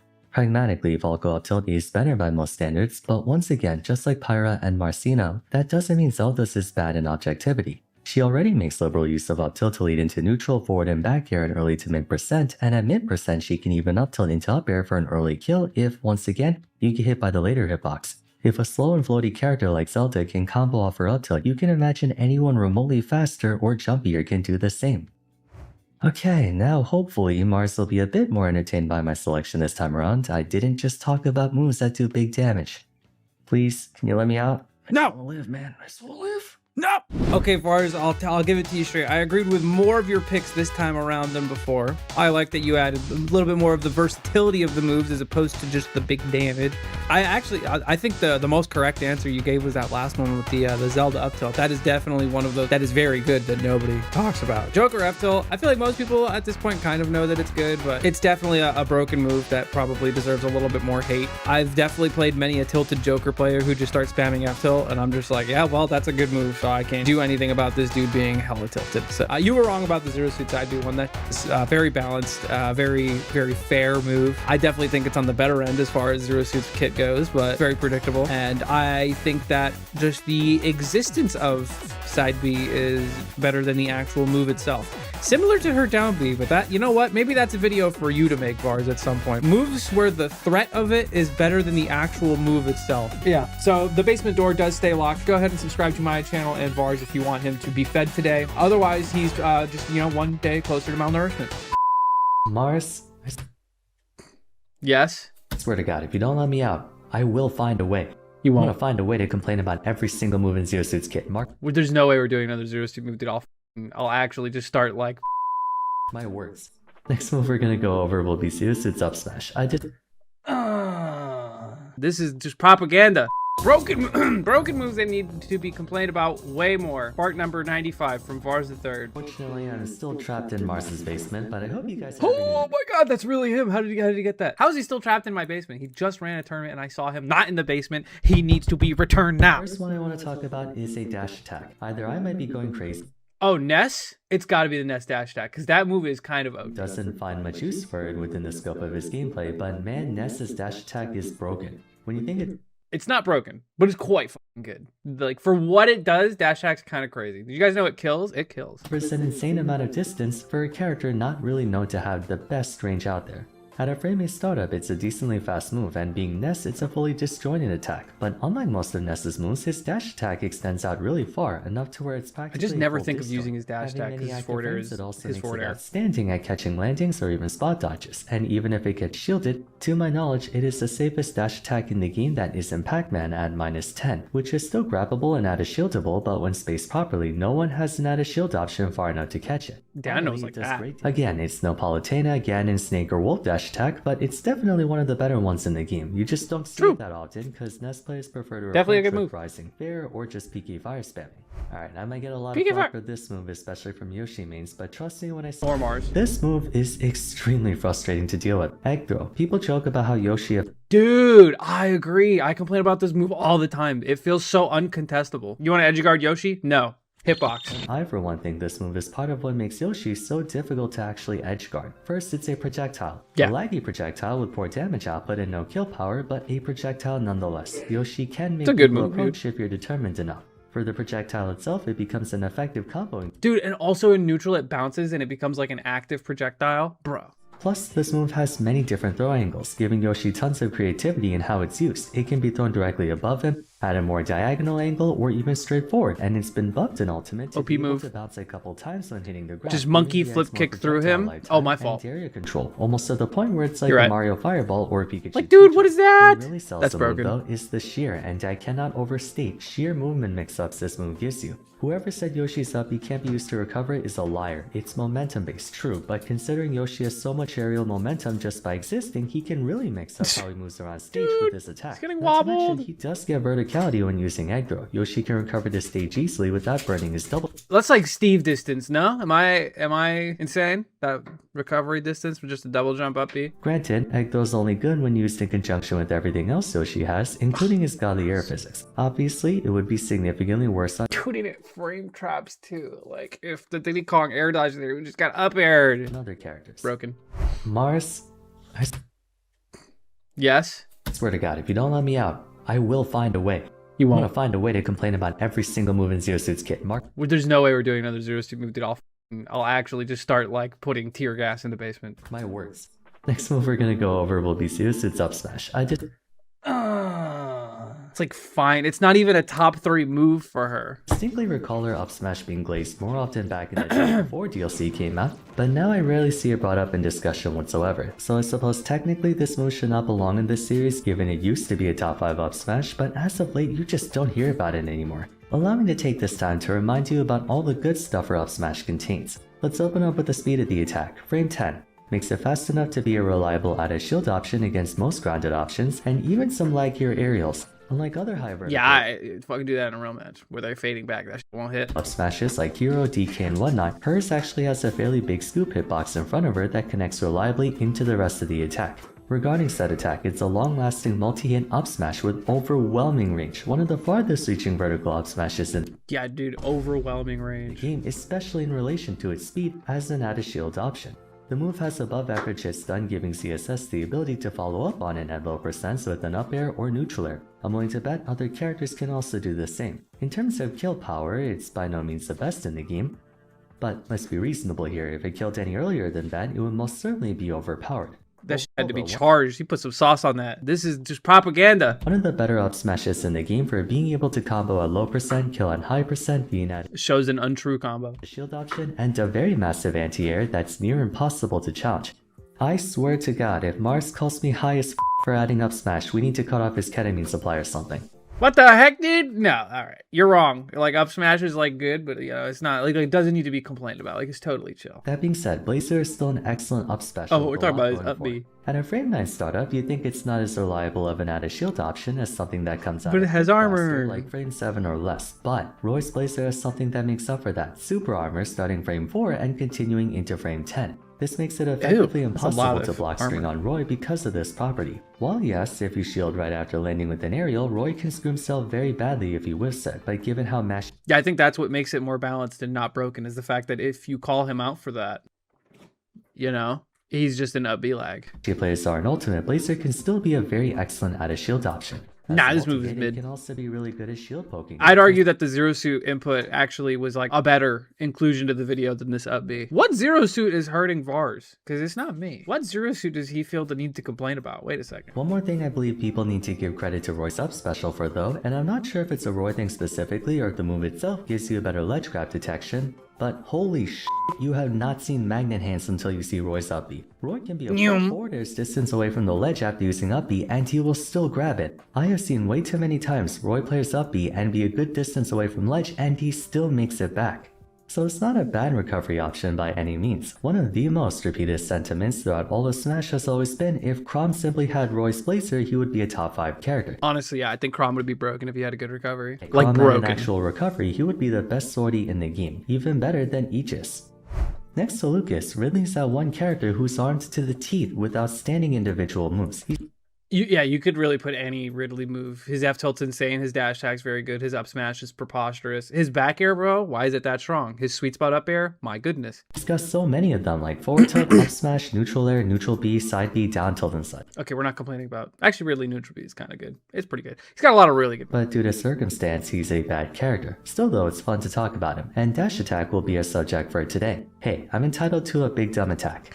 Ridley's dash attack is Thanks, that holds your fire, Mars. Dan, I was agreeing with you. Dash attack's insane. By no means fast, and it has no combo potential, but this is one of the best burst dash attacks in the game. I believe it has almost the same distance coverage as Snake or Wolf dash attack, making it one of the farther reaching dash attacks in the game. It is a fairly large hitbox, which can make it good for catching landings or even just challenging enemy approaches. Biggest of all, no pun intended, it kills. This move hits like a truck. Makes sense. It really this move does. is as big as a truck. One of the most powerful dash attacks in the game without being overly short on speed. Vars, we can agree on this one. We don't have to fight. Definitely enough to be a reactive punish, unlike say Ike's dash attack, which is ever so slightly too slow. Not to mention having a sour spot. Oh yeah, normally, killing dash attacks like Pikachu, Cloud, Terry and whatnot have a sweet spot that transitions into a sour spot very early on, making it so if you want to kill the dash attack, you have to land the early part of it, somewhat defeating the purpose of the burst movement part. No such issue for Ridley, whose dash attack sends him out so far forward and has no sour spot. If his opponent is I don't think standing there right is a next to him, sour he spot. simply pushes them to the point where the hitbox comes out. It is just a really strong attack with good range and surprisingly fair ending lag. It's not safe on shield, but for something this strong, you'd expect it to be way more committal. Also, -16 isn't the worst out there. You could throw out the occasional dash attack in neutral, and it's not easy Ew, to it punish comboed? in reaction. Ew. Also, if people DI the dash attack wrong, they can die as early as 90. Next one I want to talk about is going to be Banjo and Kazooie. Widely recognized as the weakest DLC character between the two fighters passes, they still have some pretty decent moves. The one I want to talk about for today is down tilt. I'm going to go in a soapbox for a moment. Banjo's down tilt is the single best skimping down tilt to ever exist.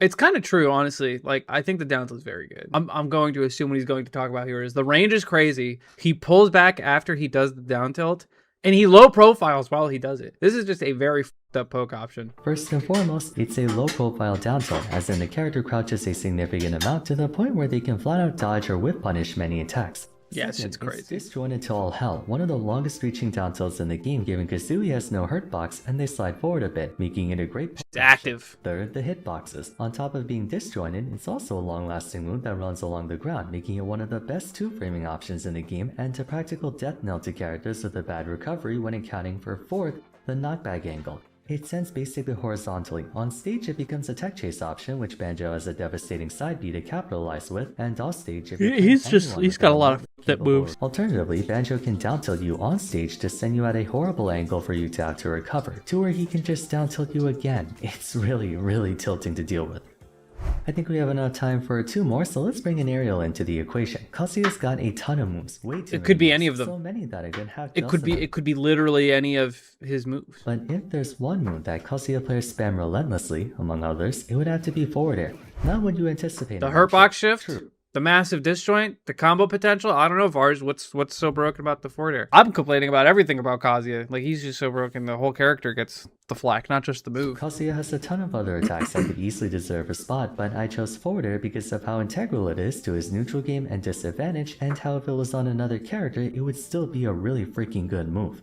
On a frame-based startup, it's a semi-sex kick, meaning it has more active frames than your typical kick, but not quite enough to fall within the same vein as a Link Nair, for example. It's also -5 on shield, making it a safe aerial, and in true Kazuya fashion, the move does way too much damage for its own good. I believe 16%. Interestingly, That's as much this is damage one as of the boost few attacks in his kick. repertoire that has no intangibility whatsoever, but that's hardly a moot point considering the absolute horse manure that is the range of this move.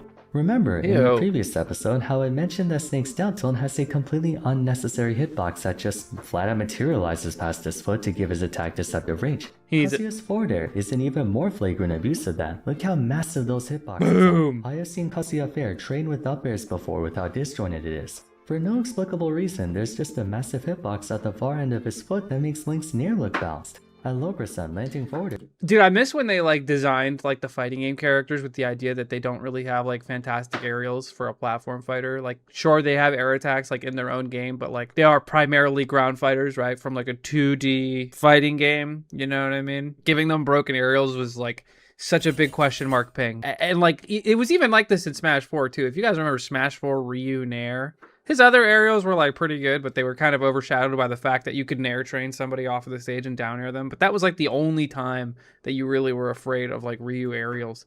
And now in Ultimate, they were just like, oh yeah, forward air does like 15% in combos, back air kills at like 90 in the corner, down air combos into down air, up air can hit Link into Shoryuken. It's like, what the are we cooking? And then they made Kazuya, and that's just a hate crime on its own. I don't think I need to talk about that. There are combos into a number of follow-ups, and a higher percent it can usually take out of stock if you use it to edge guard, which is easy to do given how massive the disjointed range is and that it lasts a long time. That should just not be a thing. Forward air can even combo into itself with Kazuya's 4 air physics. Imagine putting this on a faster character. You can fair wall of pain like crazy with this move and do like 50% in 3 hits. Absolutely criminal. But then again, which of Kazuya's moves isn't? Last but not least, we have our first Sora move. Definitely one of the more underrated characters in the game with a ton of good moves that would be great if they were ironically on anyone else except him. One of which being up air. This one though is still pretty good on him, and it would be just. It's just those window wiper up. All the window wiper up airs are good. A bit slower to start, but what it does have is great damage output, decent kill power, amazing safety on shield. This move is kind of. This move auto cancels quite early. Not pyre levels of early, that move is a violation of international law, but it is early enough to auto cancel off a short up fast wall, although to be fair, Sora's pretty floaty. Chief of all though would be the unique lasting hitbox of this move. If you recall when I talked about Hero's up tilt and Joker's up smash having trail hitboxes, where the early hitboxes stay active even after the visual animation is moved on, Sora's got that on many of his moves, and up air is one of them. It carries an invisible hitbox that follows along with the keyblade itself, apparently giving it a random crotch hitbox at the start of the move. But that aside, it can be used to scoop up grounded opponents and give it much more total area coverage than you'd expect the up air to be. No other sword up air has this property, only Sora, explaining why his up air feels like it lasts longer. Because it legitimately does. Alright, with that said and done, I think 5 episodes is enough for a while, so I'll probably hold off on uploading more for some time. Like I said, I'm going to be pretty busy with VAR Summit for the month of January, but I do hope you guys are as excited as I am, and again, if you'd like to support the event, and the up air combos. That's a really good move. That was a good. Those, you know, you usually suck ass with those videos. The Zero Suit up smash inclusion was a really weird one, considering you put actually good moves, you know, after that. But hey, you do you, King. Thank you for watching. I'm gonna play Balatro because that's my chat loves watching me suck ass at Balatro. There's no way we don't get a Jack, right? Like, it's actually factually impossible to miss out on a Jack here, right? Dude, it's over.